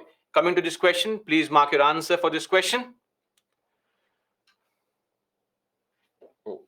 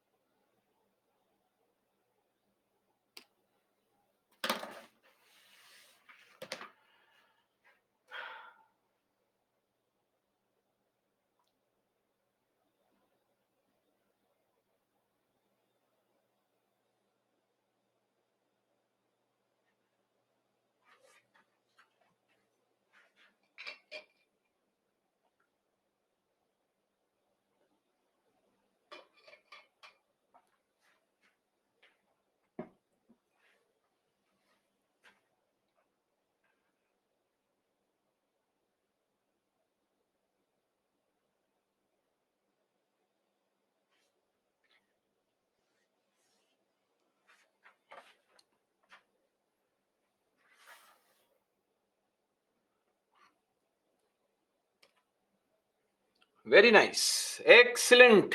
Amazing. Hats off.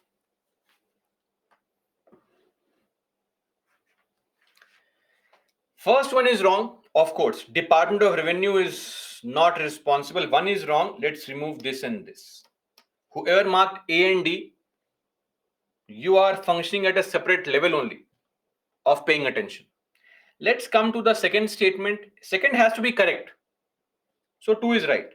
No amount can be withdrawn from the CFI without the permission of Parliament. Of course, which article? 266 clause 3 requires the permission.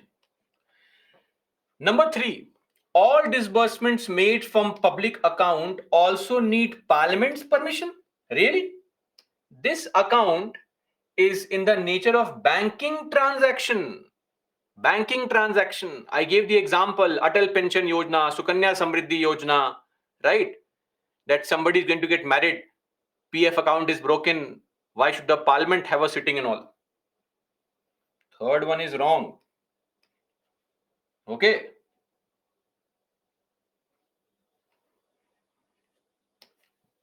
Two only is the right answer. I think a censure motion needs to be passed against all those who marked wrong this answer immediately, right? Anyway, let's assume it has been passed.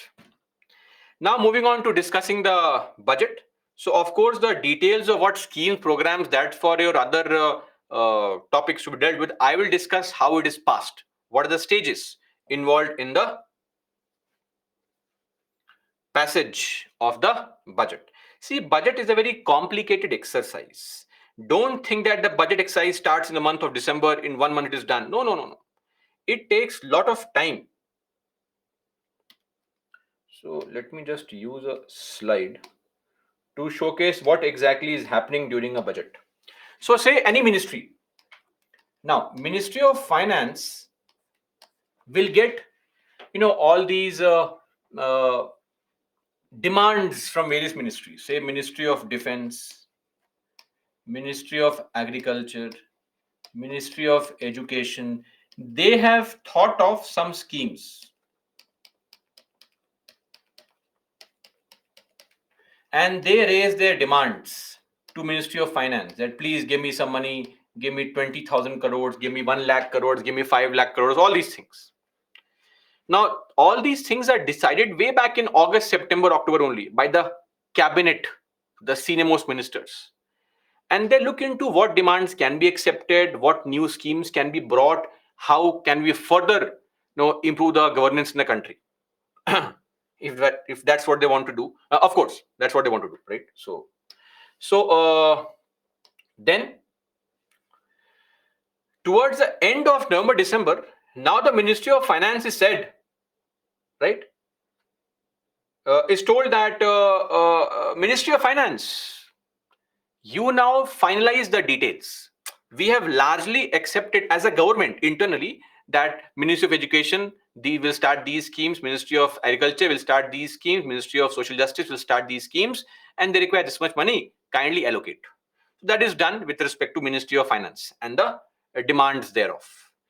Now, Ministry of Finance will then selectively finalize the exact details of how much is the exact money to be given to every such ministry, right? That is what is a budget.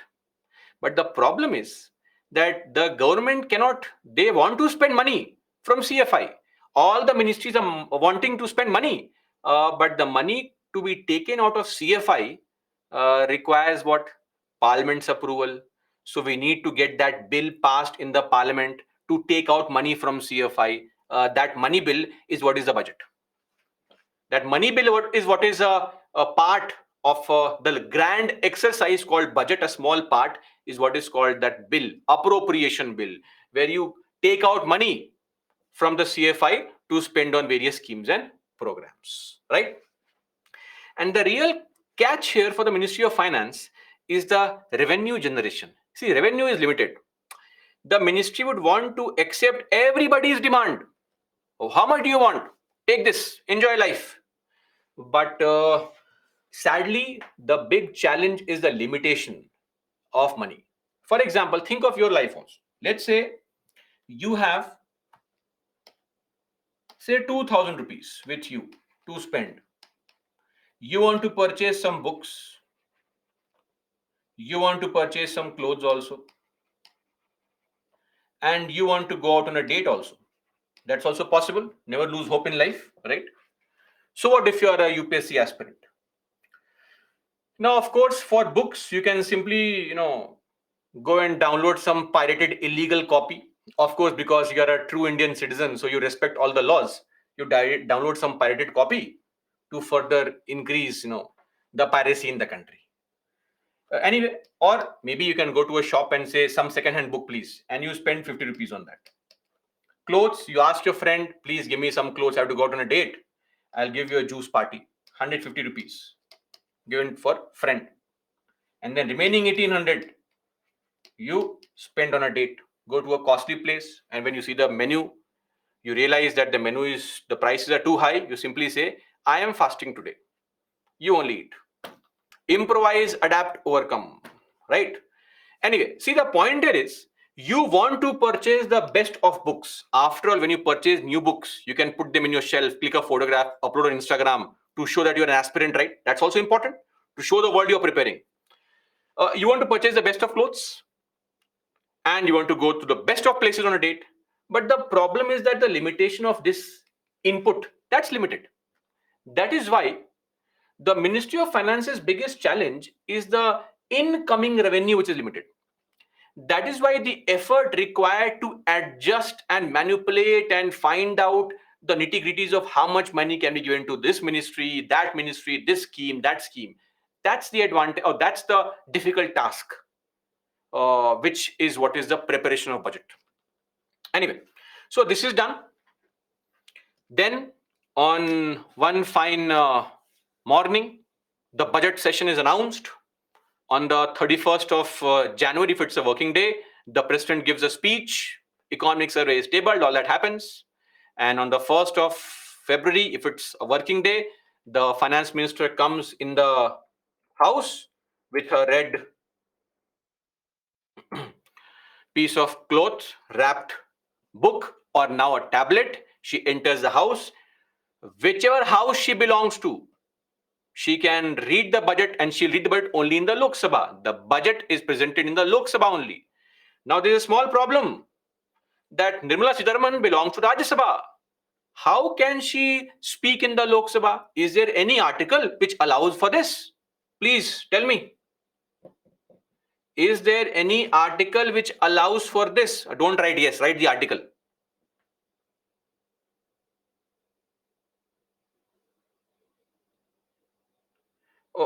Wait, I'll tell you the answer. Answer is Article 88. Because I am seeing 112, 75, 86, 74. It is causing a severe heart pain here. Let it be. It's okay. Article 88 is the answer. Some of you did mention it correctly. Article 88 is the answer. Right of every minister and the Attorney General of India to sit, speak, take part in proceedings of either house. So she can come and speak in Lok Sabha also. And budget is presented in the Lok Sabha only. Remember, money bill passage only in the Lok Sabha. That when she comes and speaks, reads not the entire budget, only a small part, just the unique, interesting schemes, people-pleasing schemes, catching the attention of the public. And then all the BJP party members will be very happy, clapping, banging the desk, PM rejoicing, acting surprised. Oh, this scheme, that scheme. Opposition making a sad face, angry, upset. That's the typical code of conduct. They are trained. Whatever is a budget, good or bad, ruling party MPs, smile, opposition, be angry. That's how they are trained. They are doing their duty. Don't worry. Once this budget is presented, the very next day, all the newspapers full of articles on the good and bad of budget, and life of UPSC aspirant becomes increasingly difficult. Reading as many articles from the newspapers as possible, right? Anyway, so this is with respect to the presentation, which happens when? The presentation happens on what? The first working day of February.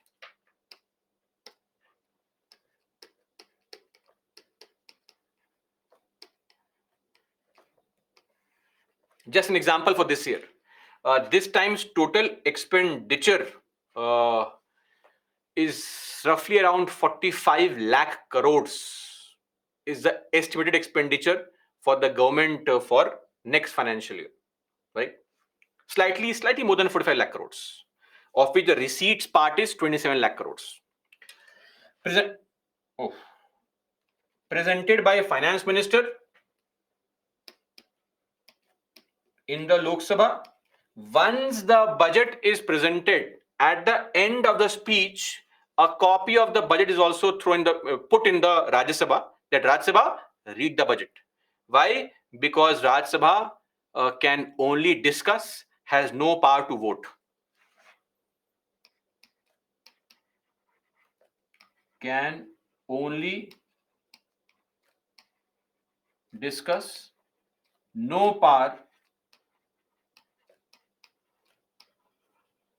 to vote on the demands. Clear? So this is with respect to the presentation. I hope this point is clear. I'm just giving this date as an example because it happened on 1st February this year. If first is a Sunday, please don't ask me, sir, if first is Saturday or Sunday, then what happens? First working day, whatever is the first Monday of the month of February, please. Okay. Then for the next few days, the MPs in the house discuss the budget. Now, see, understand this, please be realistic. Most MPs have no idea what the hell is mentioned in the budget. Innocent people, they have no idea, right? Some of the enthusiastic MPs, they who have some knowledge of things, they will discuss in detail everything. So largely they discuss the overall policy of the budget. General discussion takes place on the budget, right?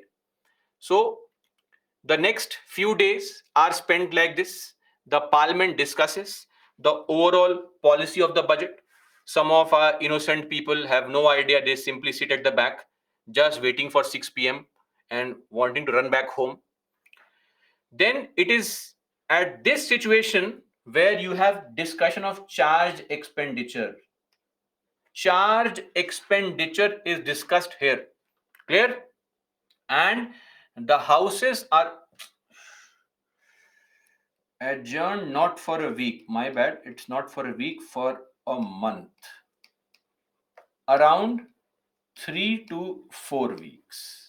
Minor spelling mistake. It's a complete word mistake only, not a spelling mistake. So the houses are adjourned for a month. I'll come to why the house is adjourned for a month shortly. So normally this discussion takes place for around 2 weeks, roughly 1 to 2 weeks. Then house is adjourned for a month. Why? Now herein comes the very basic logical point here. Look at this situation. This, as I said earlier, and we have established this point, that the budget is being discussed in the house by all the MPs. Lok Sabha, Rajya Sabha, they are discussing the budget. They have no power to vote. They can discuss it, feel satisfied. But most MPs have no knowledge of what is happening. They want to be spoon fed.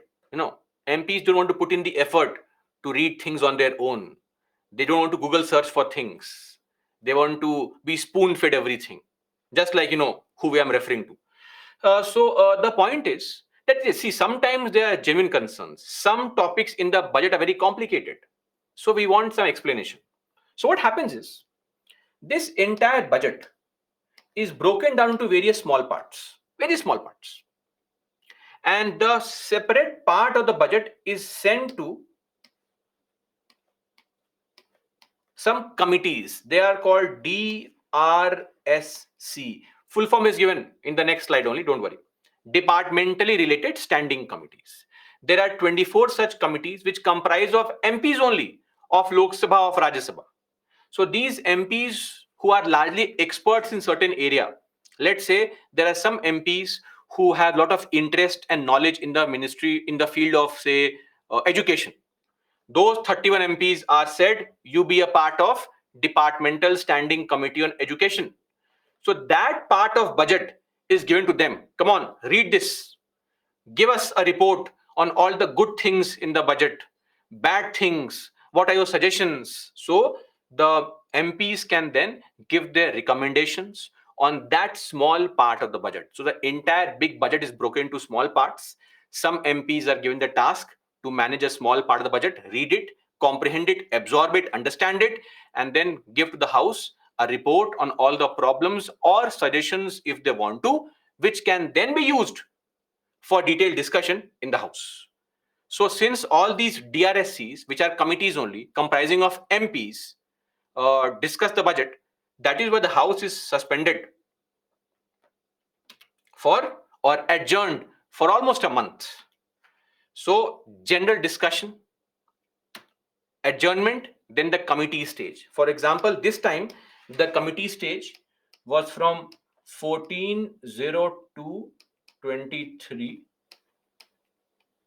to 12th. 12th was a Sunday, so 12/03/23.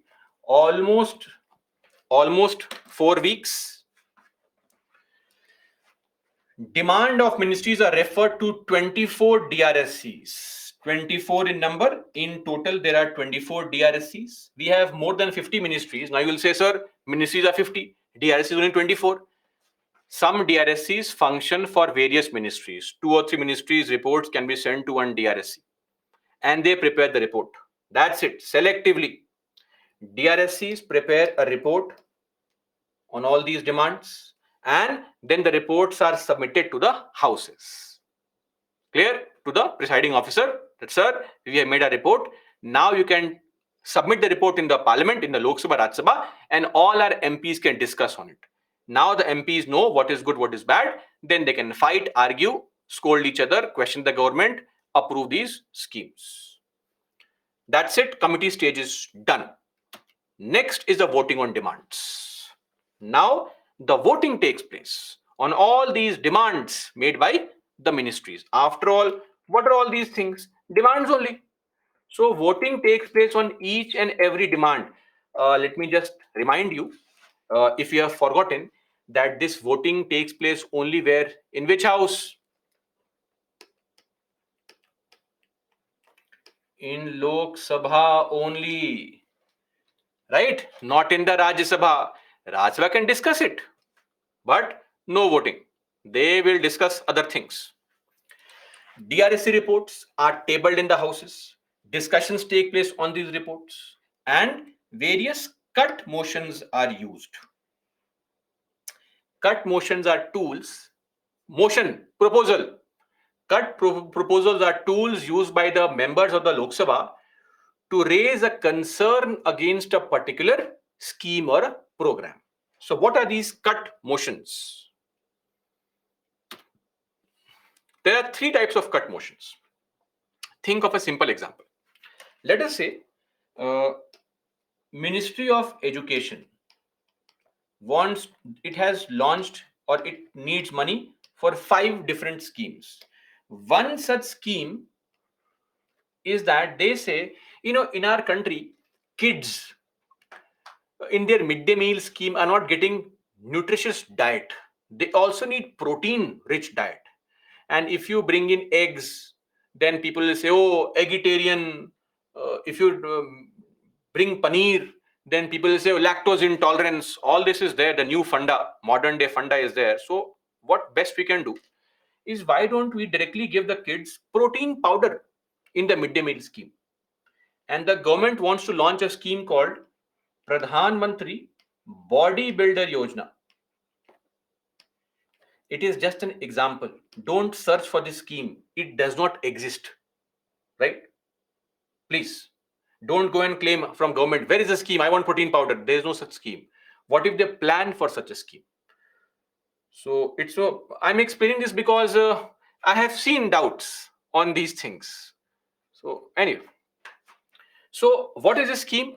This scheme says government wants 10,000 crore rupees. They are saying we want 10,000 crore rupees because in every midday meal we want to give 1 scoop of protein powder to all the kids. Okay, so please sanction this money to us. No problem. Now discussions that are taking place on this scheme, the speaker will say, now discussion on bodybuilder yojana. How many of you agree? Somebody says, sir, wait. Before we agree, my first point is that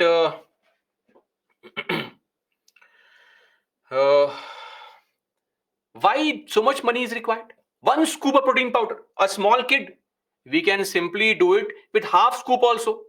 Why to waste money? So A suggestion can be that we want some MP can say, sir, I raise a proposal. I raise a proposal for what? To reduce the demand to 5,000 crore rupees. Because I suggest if you just reduce the protein powder from one scoop to half a scoop, task is done. We have saved money. A small kid does not need 26, 28 grams of protein. He can get it from other sources also. So that's called economy cut motion. What is economy cut motion? Sometimes there could be some wasteful expenditure. Too much money is being spent, more than that is required. So the House can approve it and reduce the sanction demand. So if passed, demand may be reduced by a specified amount. For example, in the case of bodybuilder Yojana, from 10,000 crores, it can be reduced to 5,000 crores. Clear on this? This is what is called economy cut motion. We accept your demand, very good scheme, but not this much money. We can do it with lesser money also. Second thing, now please understand and be logical. We are voting on all these demands in which house? In the Lok Sabha, where government has majority, yes or no? Of course. Do you think this budget, the programs, the schemes which are brought by the government with the prior permission of the supreme leader, the prime minister, do you think any MP from BJP will oppose this scheme? Are you crazy? Every MP wants to also get a chance to become minister in the future. He'll say, no, no, no. My PM, my Devta, I love this scheme, great scheme, amazing scheme. Then how will you ever reduce the money for a scheme? How can you disapprove a scheme? It will not happen. It will never happen. But the opposition party may raise some concern. Right? No, no, no. What is this bodybuilder yojana? Useless scheme. It may impact the kidney of kids. Maybe in future, after 30 years, we'll have a generation of bodybuilders only, doing nothing but only bodybuilding. 6 hours in the gym, no work, nothing. We hate this scheme. This scheme is wrong. And some people who are fans of Aishman Khurana, they will say, once you take protein powder, it remains in your system for 3 years. So all these things can be said. The point is that as opposition, my number is very small to effect any kind of difference in a scheme, right? Very small. But I want to register my grievance that I hate this scheme. Let's give you a better example. You want an iPhone 14 Pro Max, Ultra Legend, whatever, 1 TB. You go to your father, iPhone, please. Your father says, iPhone 14 Pro. Do one thing, take iPhone 14. What will you do with Pro? After all, you only have to take bathroom selfies to showcase that you have iPhone, right? Take iPhone 14. That is called economy cut motion. We are reducing your demand by a specific amount, making it more reasonable. But token cut means what? Your mom comes in running saying, wait, wait, wait. Are you giving him or her iPhone? I am telling you, don't do this. He or she will simply upload photos here and there, chat with random people, telling people nice DP, nice DP. That's what they will do. I am telling you, don't give the phone. But your mom has no control here, or vice versa. Your father may not have control here in a situation like this. But she wants to raise her grievance that don't tell me in future that I did not warn you. Next year, if he or she fails the exam, don't come to me that, see, your son, your daughter has failed the exam again. I'm telling you. That's called a token cut motion. I may not be able to remove the demand, disapprove it. I am just wanting to replace or wanting to register my grievance with the House. That as Congress, we are telling you this scheme is a flop. Please, after 20 years, if things go wrong, then we can tell the people, see, we told this government, but they passed a bodybuilder yojana uselessly. So this is what is token cut motion. What happens here? To ventilate, right? Mention a grievance against a specific scheme. So let's say the scheme requires how much money? 10,000 crore rupees. Congress will say, we raise a proposal, reduce this scheme by rupees 100. Reduce reduce it minus rupees 100 from it. Now tell me something. If you subtract 100 rupees from 10,000 crores, what is the difference? There is no difference. But that's not the point. The point is the opposition has registered their problem with a scheme, their dissatisfaction. In future, this will help them question the government if things go wrong. Clear? Token cut motion. But lastly, let's say you go to your father saying mobile phone, iPhone. Your father says iPhone. Okay. Uh, how many marks in the previous mock test? You will say 6 marks out of 200. But I'm studying. Your father says, okay, come here. Take 10 rupees, go eat 5 star. I mean, you are asking for 75,000 rupees and your father is giving you 10 rupees, saying, go and purchase your phone. Does it make sense? Your entire demand is rejected. Same thing may happen in the Lok Sabha also. The government says, please give us 45 lakh crores. The Lok Sabha says 45 lakh crores. Every scheme is bogus. Every program is useless. The entire policy is waste. What is this pro-rich budget meant for rich people only? Suit boot ki sarkar is what some people make allegations. So if such a problem happens that the entire Lok Sabha says useless budget, how much money do you want? Government says, please, we want a small amount only, just a small amount, 45 lakh crore rupees we want to spend. The Lok Sabha says, okay, take 1 rupee. If approved, the total demand to be reduced 2 rupee 1 from the total demand of lakhs of crores, rupee 1. Now tell me, how can the government run with rupee 1? The parliament, the Lok Sabha has rejected the entire budget. They are not giving you money only. How will you run the government? Right? If you are Shivaji the boss, then with 1 rupee also, magic can happen. But nobody is Rajnikant. Please understand. So, the point here is that, and the larger question is, how can a bill brought by government, budget, be rejected in the Lok Sabha, where the government has majority? If government has majority in Lok Sabha, the budget has to be approved in Lok Sabha. It makes no sense that it will be rejected. Only in one situation, that the government may not be enjoying the confidence of the House. That is the one situation where sadly the budget may be rejected. Yes or no? So that's there. So if disapproval of policy cut motion is approved, it may result in what?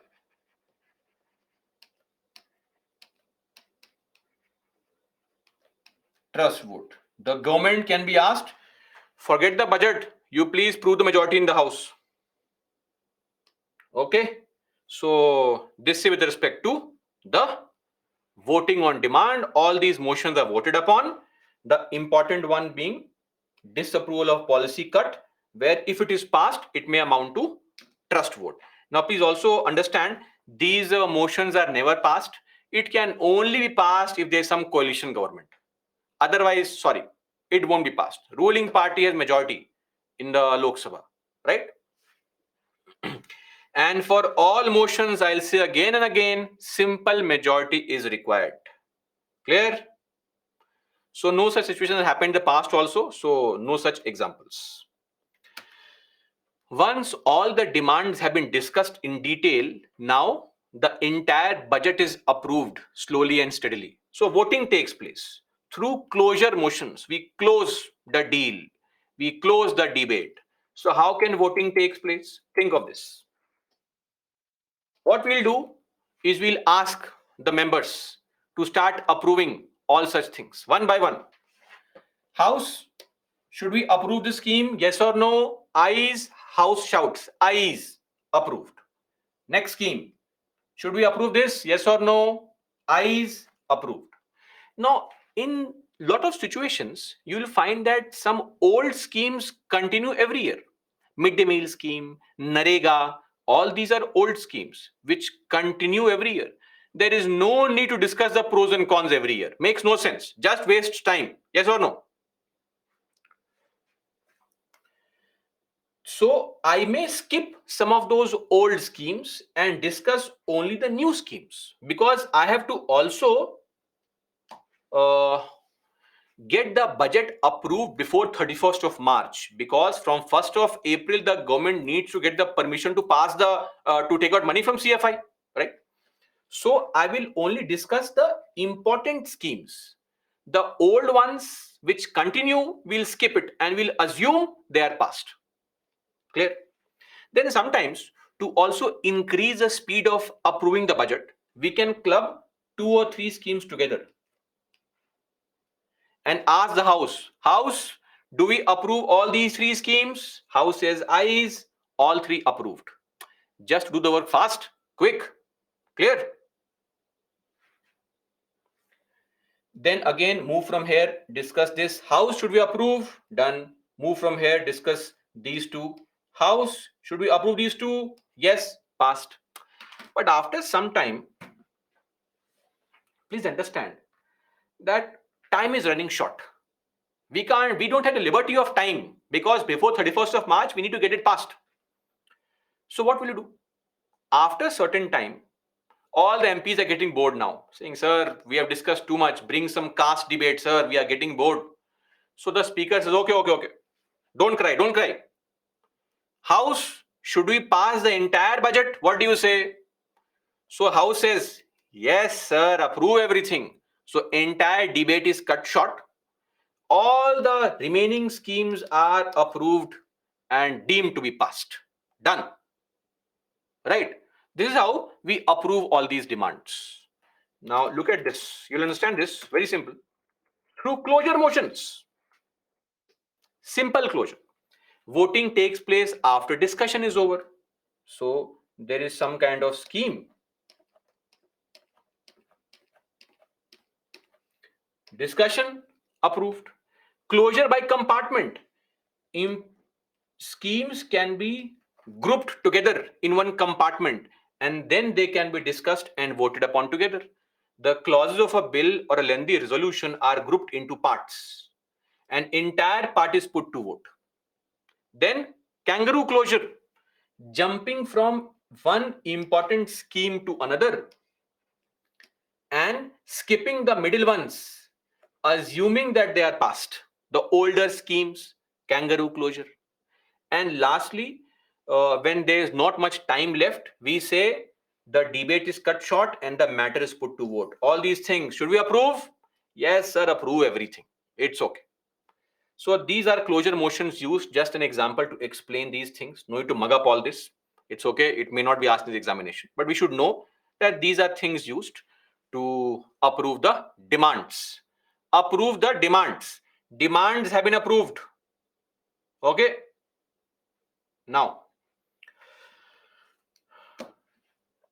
once all this is done, then we need to also bring a bill called money bill, which would require taking out money from CFI. Definition of money bill: appropriation, withdrawal of money from CFI. So for all these demands, we require a money bill. We bring a separate bill called money bill, which is called appropriation bill. Demand for grants and the charge expenditure, they are brought together in the form of one bill, which is called what? Appropriation bill. Once this bill is passed, then the government can take out money from CFI and waste it in the, invest it in the country on various schemes and programs. That can be done. So appropriation bill. Now let me remind you, appropriation bill contains charged expenditure, right? So it can't be modified. You may reject it as the House. You can't modify it. Accept or reject is allowed. But why will you reject it? You are in the Lok Sabha, majority of the government, it will be approved. Once this is approved, the government gets the right to take out money for the next financial year from the CFI. What is demand for grants? Demand for granting money to the ministries, the ones we passed previously, the voting on demands, various schemes, programs, those are the demand for granting money, demand for grants. Are we clear? That is why we are simply approving this bill with no modification.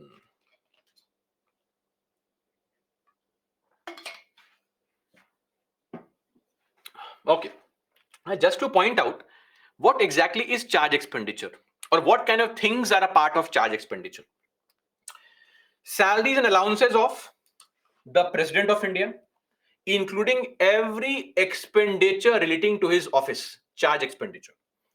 Salary of presiding officer and deputy presiding officers also, mind you. Are we clear on this? Speaker and deputy speaker. Judges of Supreme Court and the CAG, all their salaries are charged on CFI.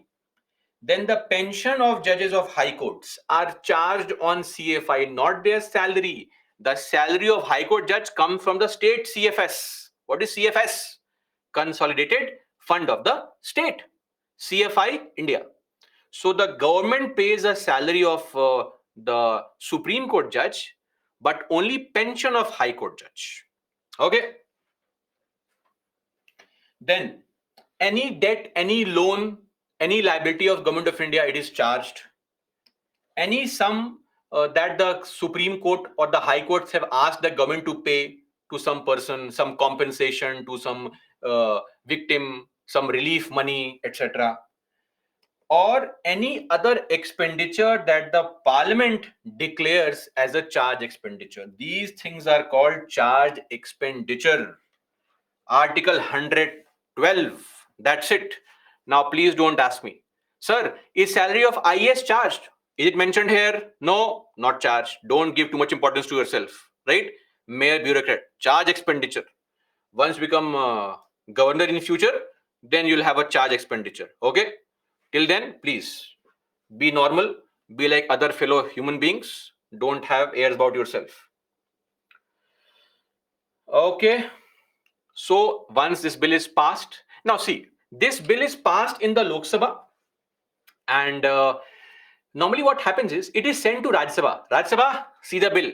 Now Rajya Sabha knows very well they have no power to make any kind of change. So what we say is this bill is automatically passed in the Rajya Sabha, but we won't say that. We say the bill was returned by Rajya Sabha, right?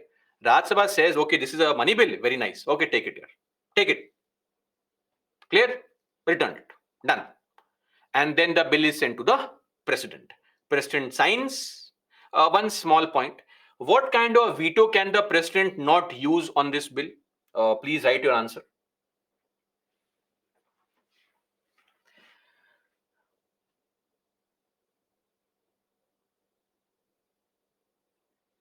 Okay, most of you are getting it right. But for others, what is this? The president cannot use suspensive veto. Okay, you cannot send back such money bills. Money bills can't be sent back for reconsideration. You may use absolute veto, you may use pocket veto. Who's stopping you? You will not use it. That's secondary. But nothing is mentioned whether you can't. But for suspensive veto, it is mentioned clearly. You cannot return a money bill. Clear? Okay. Now, one small point. We have now seen that part of budget where the government takes out money and spends money. Where is the money coming from? Don't we discuss that? I mean, is it not important? Of course, the inflow of money is also required. So how does the money come inside the budget, inside the CFI? Through tax, harassing the public, collecting taxes from public. So that is what is called a finance bill. What is finance bill? Finance bill is a bill which contains tax proposals. Okay. So of course, every year income tax, Corporate tax, it is imposed on people every year.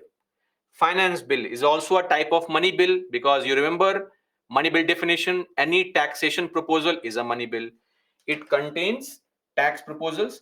It can be accepted, can be rejected, can be amended. It will be passed only in the Lok Sabha. How can you reject a finance bill? Makes no sense, right? So ideally it is passed. Clear? Once this is passed,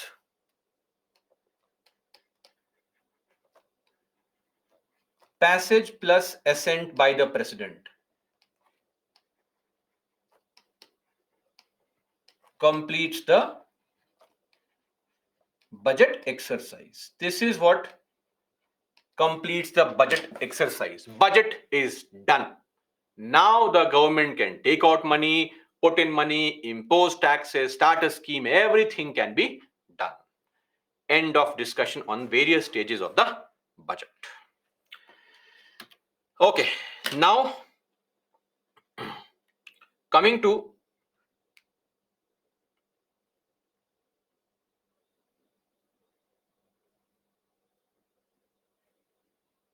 some budgetary terms. One small point. This was required especially earlier. See, nowadays, since the BJP government has come to power in the last few years, they have made a change that they bring the budget on the first working day of February. Earlier, the practice was to bring the budget on the last working day of February. Then suspending the House for a month, discussions, voting. The budget was finally approved in the month of April, 20th of April, first week of May. It took a lot of time. But the problem is that if there is any delay in the approval of appropriation bill, please hear me out. If there is any delay in approving this bill, like this bill right now was approved on 24th of March.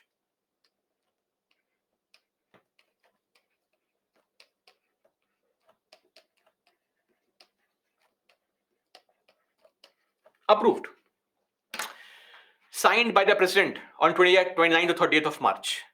This is not the point. The point is, if there's some problem, some pandemic has happened, some issue has happened, and now this bill can only be passed in the month of April, May.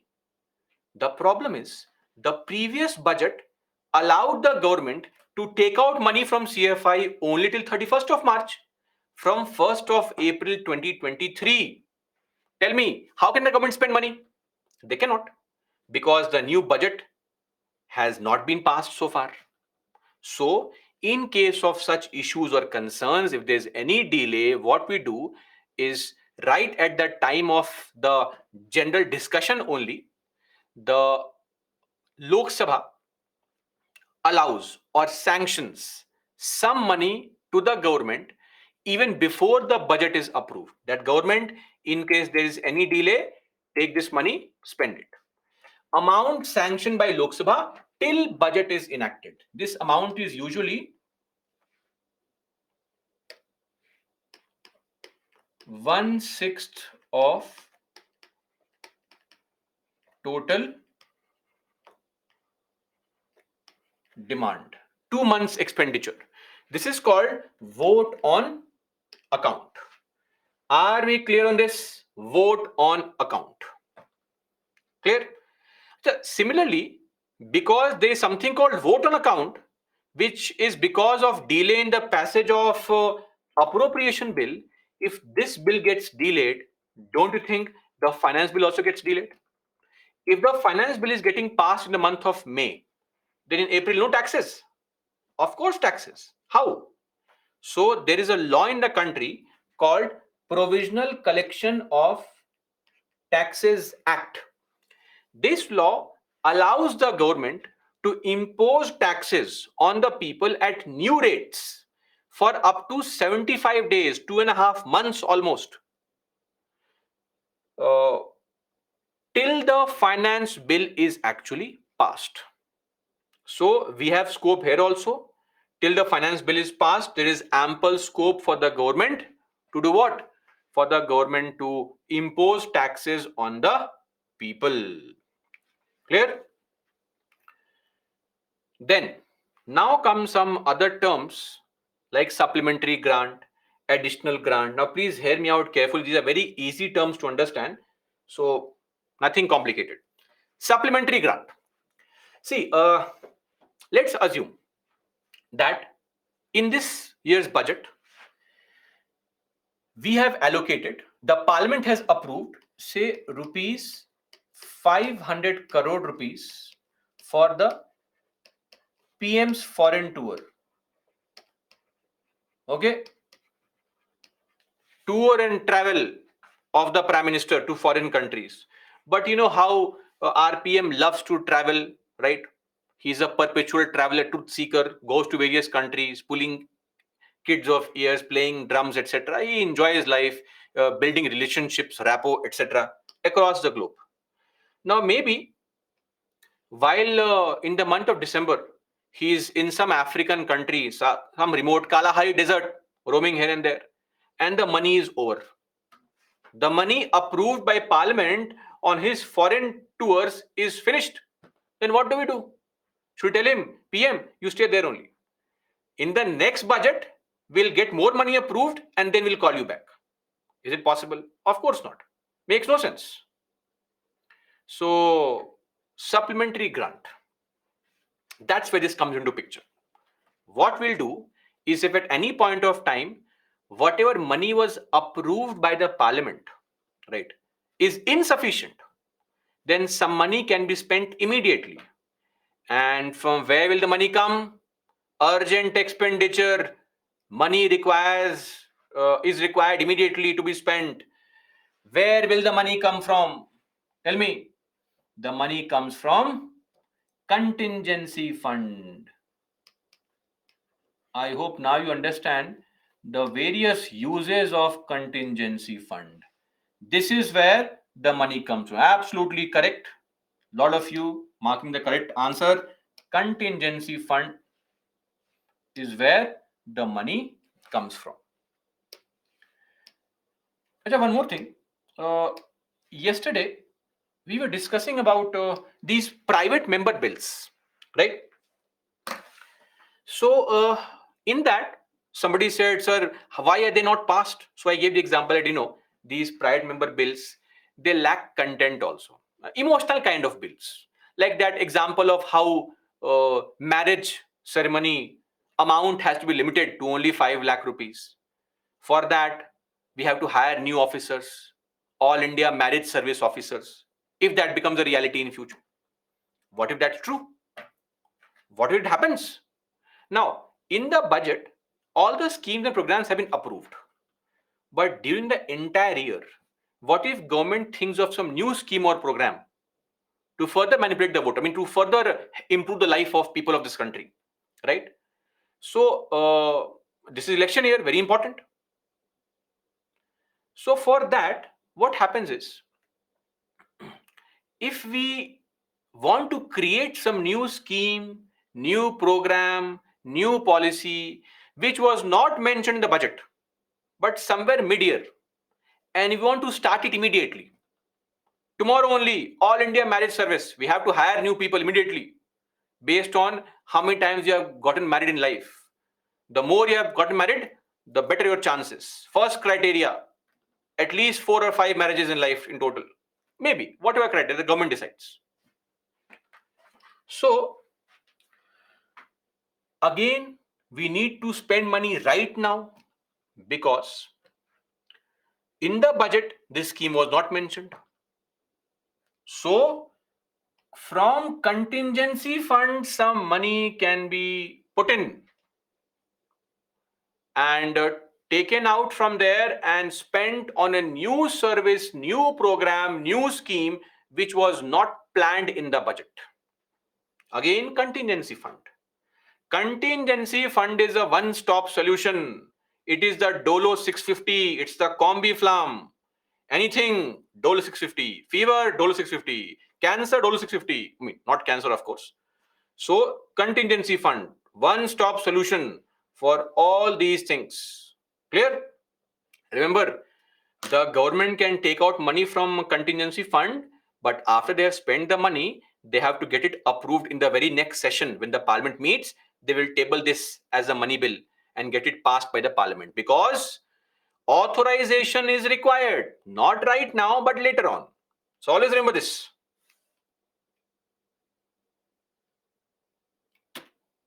Then excess grant.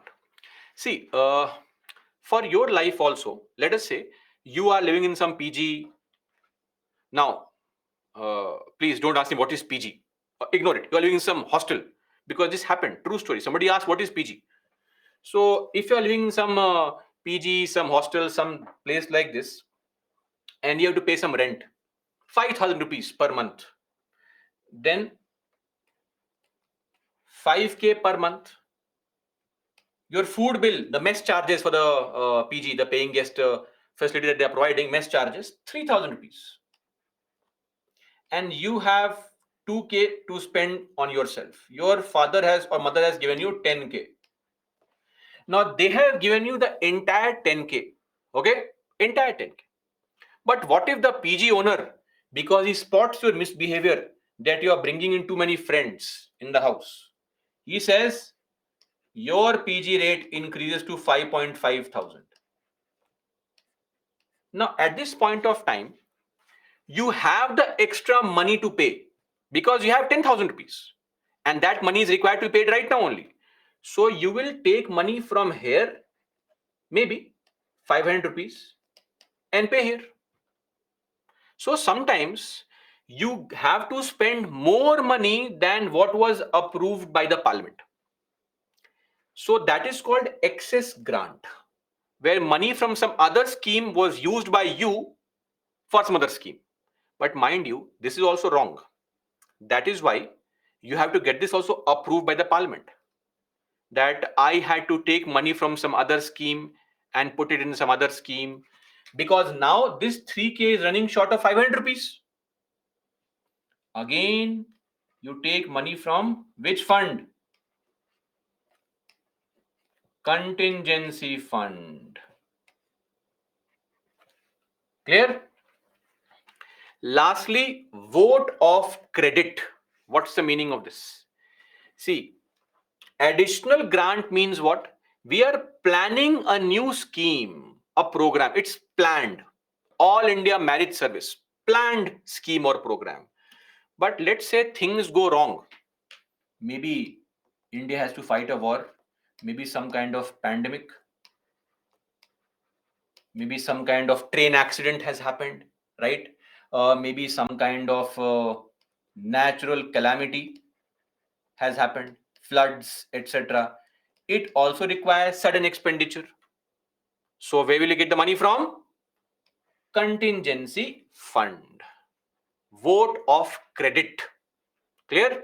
So all this money comes from contingency fund only. And just to end our discussion, reappropriation. What is the meaning of reappropriation? Reappropriation basically means when you want to use some money that you have from scheme A left on scheme B. For that also you have to get the parliament's approval. Let's take an example. You are given 1,000 rupees by your mother and you are told take 800 rupees, spend on purchasing vegetables, and 200 rupees you can spend on your own. She's in a very good mood today. Okay, you go to the market and then try to convince the vegetable seller that, see sir, I'm a UPSC aspirant, poor fellow, suffering in life, no fun in life, please give me discount, right? Discount. And the person looking at your face says, yes, I can see the suffering on your face, no problem, I give you a 50 rupees discount, enjoy. Now you have saved extra 50 rupees. So ideally you have to ask, because you are only allowed to spend 200 rupees on your own. You should give this extra 50 rupees to your mother back. Or if you want to spend it, you should take the permission of your mom, call her, text her that, mom, I'm spending the extra 50 rupees I saved by crying and rolling on the floor in front of the vegetable vendor. He gave me some discount. So you are trying to adjust money from one area to some other area, one head to another head, one scheme to another scheme. Reappropriation, shifting money from one head to another. And this also requires what? Parliamentary approval.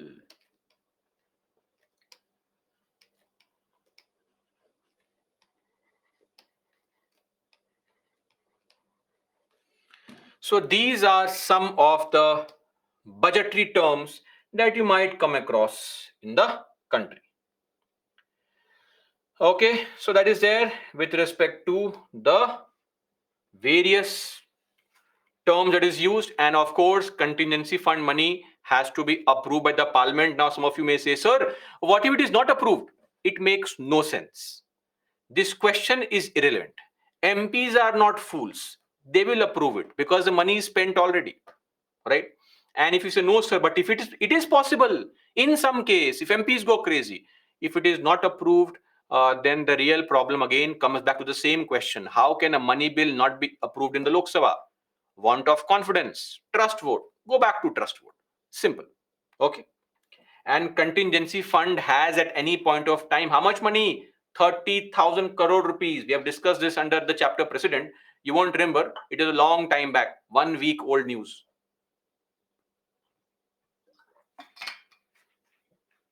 Okay, that's it. So lastly, just to add one more point here.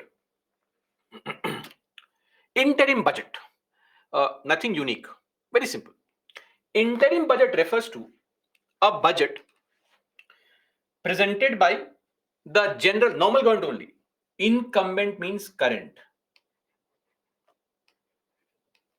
Current government only, but in the election year. So, example, budget in 2014, budget in 2019, budget in 2024, etc. So, next year, in the month of February, our finance minister will bring the budget. Regular government, normal government, everything is normal. But the budget she is bringing is not a normal one. I'll tell you why. Because after 3 months, in the month of May, you have elections. The government can very easily, introduce very new kind of policies which can influence the vote bank, manipulate the voter unfairly. Why should the ruling party have this benefit and advantage of manipulating the voter like this? So ideally, it is expected. Ideally, the incumbent, the current government, should not introduce any major policy changes that can influence the vote bank unfairly. Don't start any new freebie kind of scheme. Don't reduce tax rates, etc. So if we should not do all these things. Secondly, this interim budget is a regular budget only. No difference. It contains detailed documentation of every expense, meaning money you are going to spend and every rupee earned, just for the few coming months. Why? Because when the elections take place, new government comes. Don't you think it is right that the new government should be given the chance to have their own budget? So that is why it is important to have an interim budget. It happens every year, every 5 years during the election period. So, see, there is no law which says that the government cannot do this. There is no law that the government cannot do this. But ideally, morally, they should not. For example, in 2019, the government launched a scheme called PM Kisan, Kisan Samman Nidhi, where 6,000 rupees was to be given to every farmer in his bank account as cash. Now, of course, conditions of farmers are not really good, but launching this scheme just 2-3 months before the election, that too from back date, I'm not sure if it is justified. Or giving tax rebate. They did not modify the tax, but they gave a tax rebate of rupees 12,500 to all people who paid income tax, to all income taxpayers below 5 lakh rupees. These things should not be done, right? Ideally, it is not nice. Okay, so this is with respect to The interim budget, just a concept used, not mentioned in the constitution. Don't go and search for the article, but a general way of behavior of our ruling party members and the government in general, not to influence the voter base in their favor by launching some schemes or programs. That's it. We are done with the entire budgetary exercise. Please look at this question.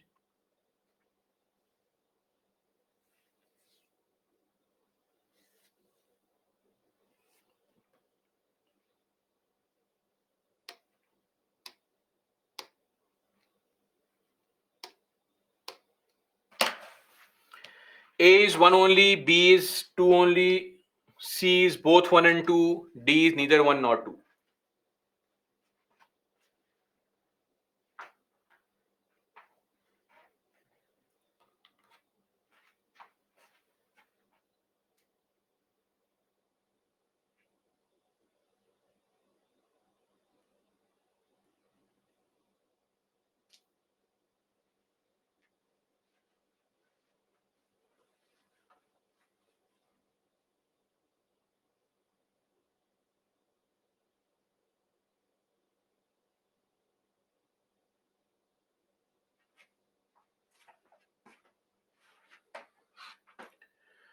Okay, let's see. The provision of vote on account is used by a regular government. Interim budget is used by what is a caretaker government? Can anybody explain the term caretaker government? Have you seen this kind of government? Caretaker government?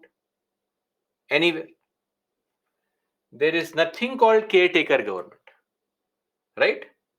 There is no concept of caretaker government.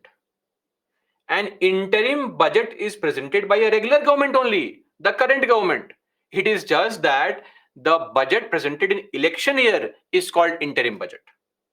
So, of course, one is wrong. Remove these two. Now, a vote on account deals with expenditure, yes or no? Of course. What is vote on account? 2 months of expenditure, 1/6 of total demand. But an interim budget includes both expenditure and receipt. So 2 is correct. Hence, B2 only is the right answer. Clear? So that's it. We are done with the passage of budget and the discussion on the budget. Lastly, just a small point before we end our discussion is leader of the house. Who is the leader of the house? Please understand. PM is the leader of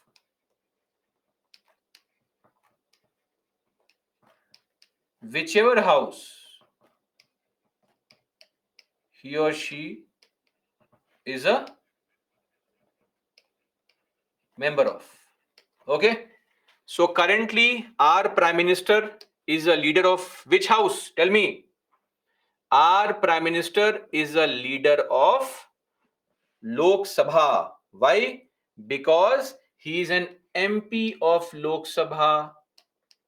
But a few years back, the former president, Dr. Manmohan Singh, was an MP in the Rajya Sabha, and hence he was a leader of Rajya Sabha. So if PM is the leader of Lok Sabha, who is the leader of the other house? So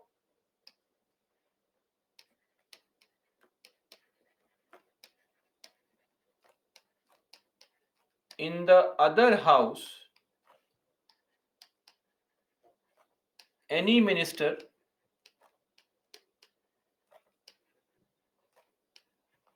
chosen by Prime Minister. So look at this person, Piyush Goyal. He is an MP from Rajya Sabha and hence is the leader of Rajya Sabha. And since he has been chosen by the Prime Minister, look at how humble he is. That, sir, you are everything, sir. Thank you so much, sir. That is the expression he is trying to showcase. So the leader of Rajya Sabha is some minister chosen by the Prime Minister. It can be vice versa also. Clear? For example, in the case of Dr. Manmohan Singh, when he was a prime minister, because he was MP of Rajya Sabha, he was leader of Rajya Sabha, and Pranab Mukherjee was leader of Lok Sabha. Later on, Sushil Kumar Shinde became the leader of Lok Sabha. That's it. Now, as a leader of the House, see, the boss of the House is the presiding officer, but the leader is the collective spokesperson of all the MPs. So he acts as the spokesperson of the House, and if there is any ceremonial function, then this person represents the House, maintaining coordination between parties and all. Other parties, they have a problem, they'll approach the leader of the House. They're saying, see, your ruling party, the MPs are harassing me, making fun of me, please scold them. And also, the presiding officer will consult the leader of the House on what will be the government business like, which bills to discuss first, which bills to discuss later on, right? And when to adjourn the session, right? All these things. So largely such discussions are taken by the presiding officer only, but in consultation with the leader of the House. But anyway, not a really important point here, because ruling party already has a majority in the House. What is more important is to have a collective united opposition, because opposition is scattered. So what is more important is this post, leader of opposition, which we'll discuss tomorrow, right? So that's it. That is all as far as today's class is concerned.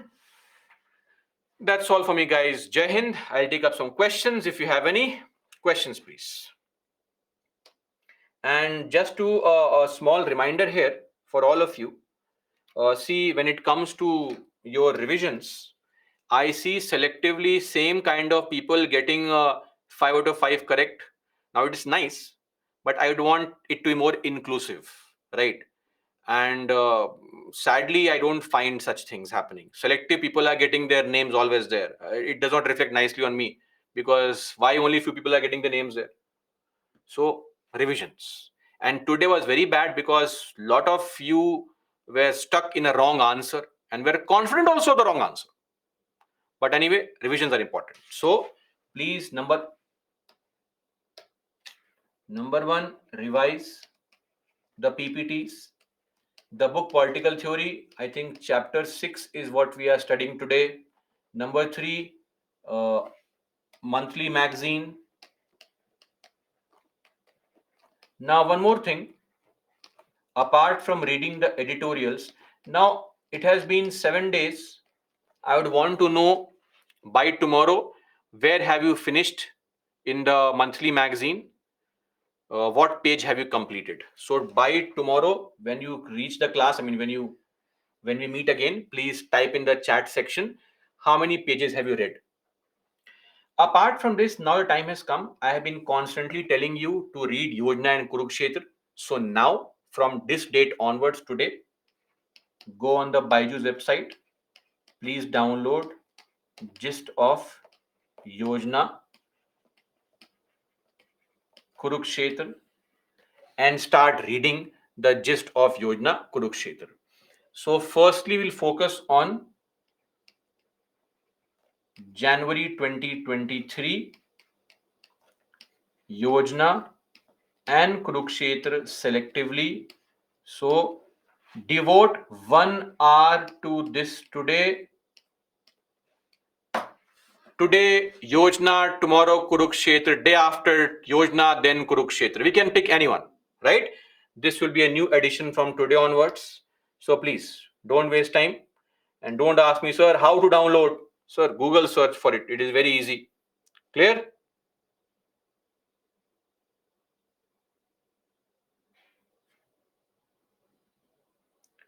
So please, today Yojana, tomorrow Kurukshetra. And finally, the leaderboard for the day. Kirtana, Krishna, Abhishek, toppers. Funny Suhas Tulsi, Vibhum Bansal,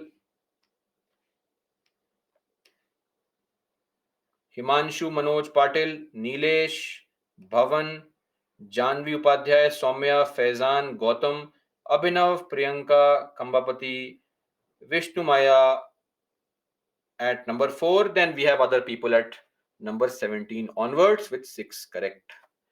Okay.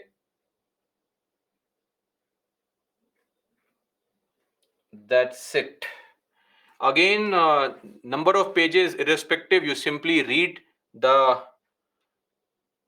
book, the compilation, the gist for 1 hour, whatever is the number of pages, and you have to mug up the facts mentioned in the Yojana Kurukshetra gist. It has to be mugged up. Don't do casual reading. Clear? Mugging up exercise is required. Okay. Now questions. Let me see. Sir, all these cut motions are they all done before closure motion? Before closure motion, of course. Kishan, how civil majority led to failure of absolute majority regards of Kishan? You don't ask this question during vote of no confidence or trust vote. There also same thing is required. See, the idea is that whenever it comes to proving your majority, we can't have this on a daily basis. A lot of MPs may not come, and then you surprise the government that today you don't have majority. So the point is that at any point of time, the government should constantly enjoy the confidence in the house, right? That is more important. So formation, absolute, but consistent majority, simple. That is how we have decided it. Yes, Priyanka, half an hour is mentioned. Nirbhay, the same procedure happens in the month of July or August. Mini budget kind of thing is made. Kamapati, there is no time frame at all for this. Nisarg, monthly magazine, you can't mug up that magazine actually. See, when I say mug up for all other people also, you may be misunderstanding it. Mugging up does not mean, leader of the house, he acts as spokesperson, he acts as spokesperson. You don't do all this now. It can't be done like this. We keep on reading the same thing again and again and again. That is how you mug up things. So revision is what is mugging up.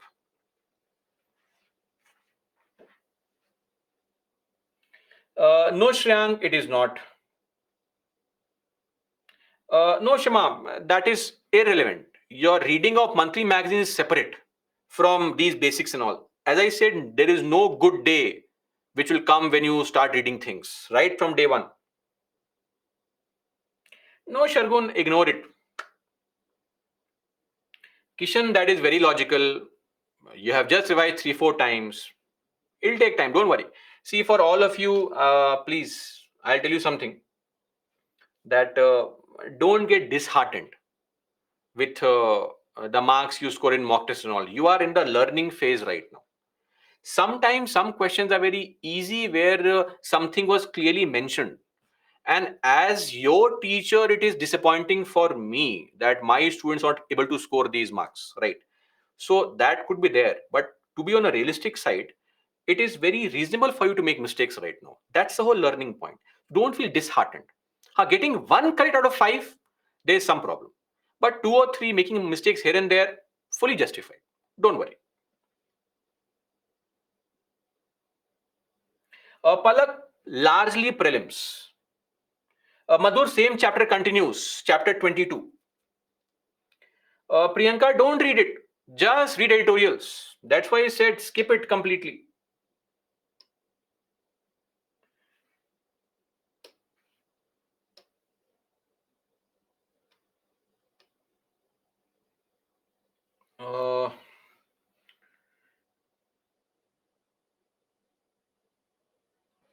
Nikhil, what's your question? I cannot find your question.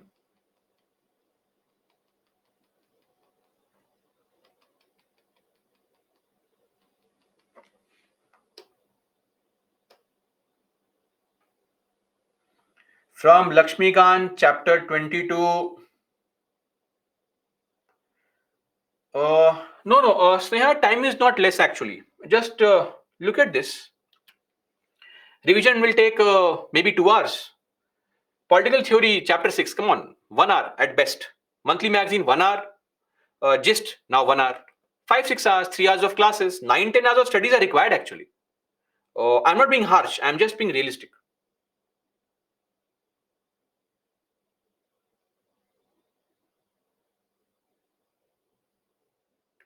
Divya, and for all other people, we will not prepare for prelims. We only prepare for main examination. Prelims is just practicing solving MCQs. That comes through consistent revision, and that's it. See, if you are a working professional, my advice would be skip on Yojana Kurukshetra gist. And what else can I say? I mean, try to get the revisions as much as possible. Just focus on reading the current affairs on a daily basis. You can skip the political theory part also. Maybe read it just for half an hour. That's what you can do. Beyond that, frankly, some time is required for this examination selectively. So that will be needed. We can do nothing about it.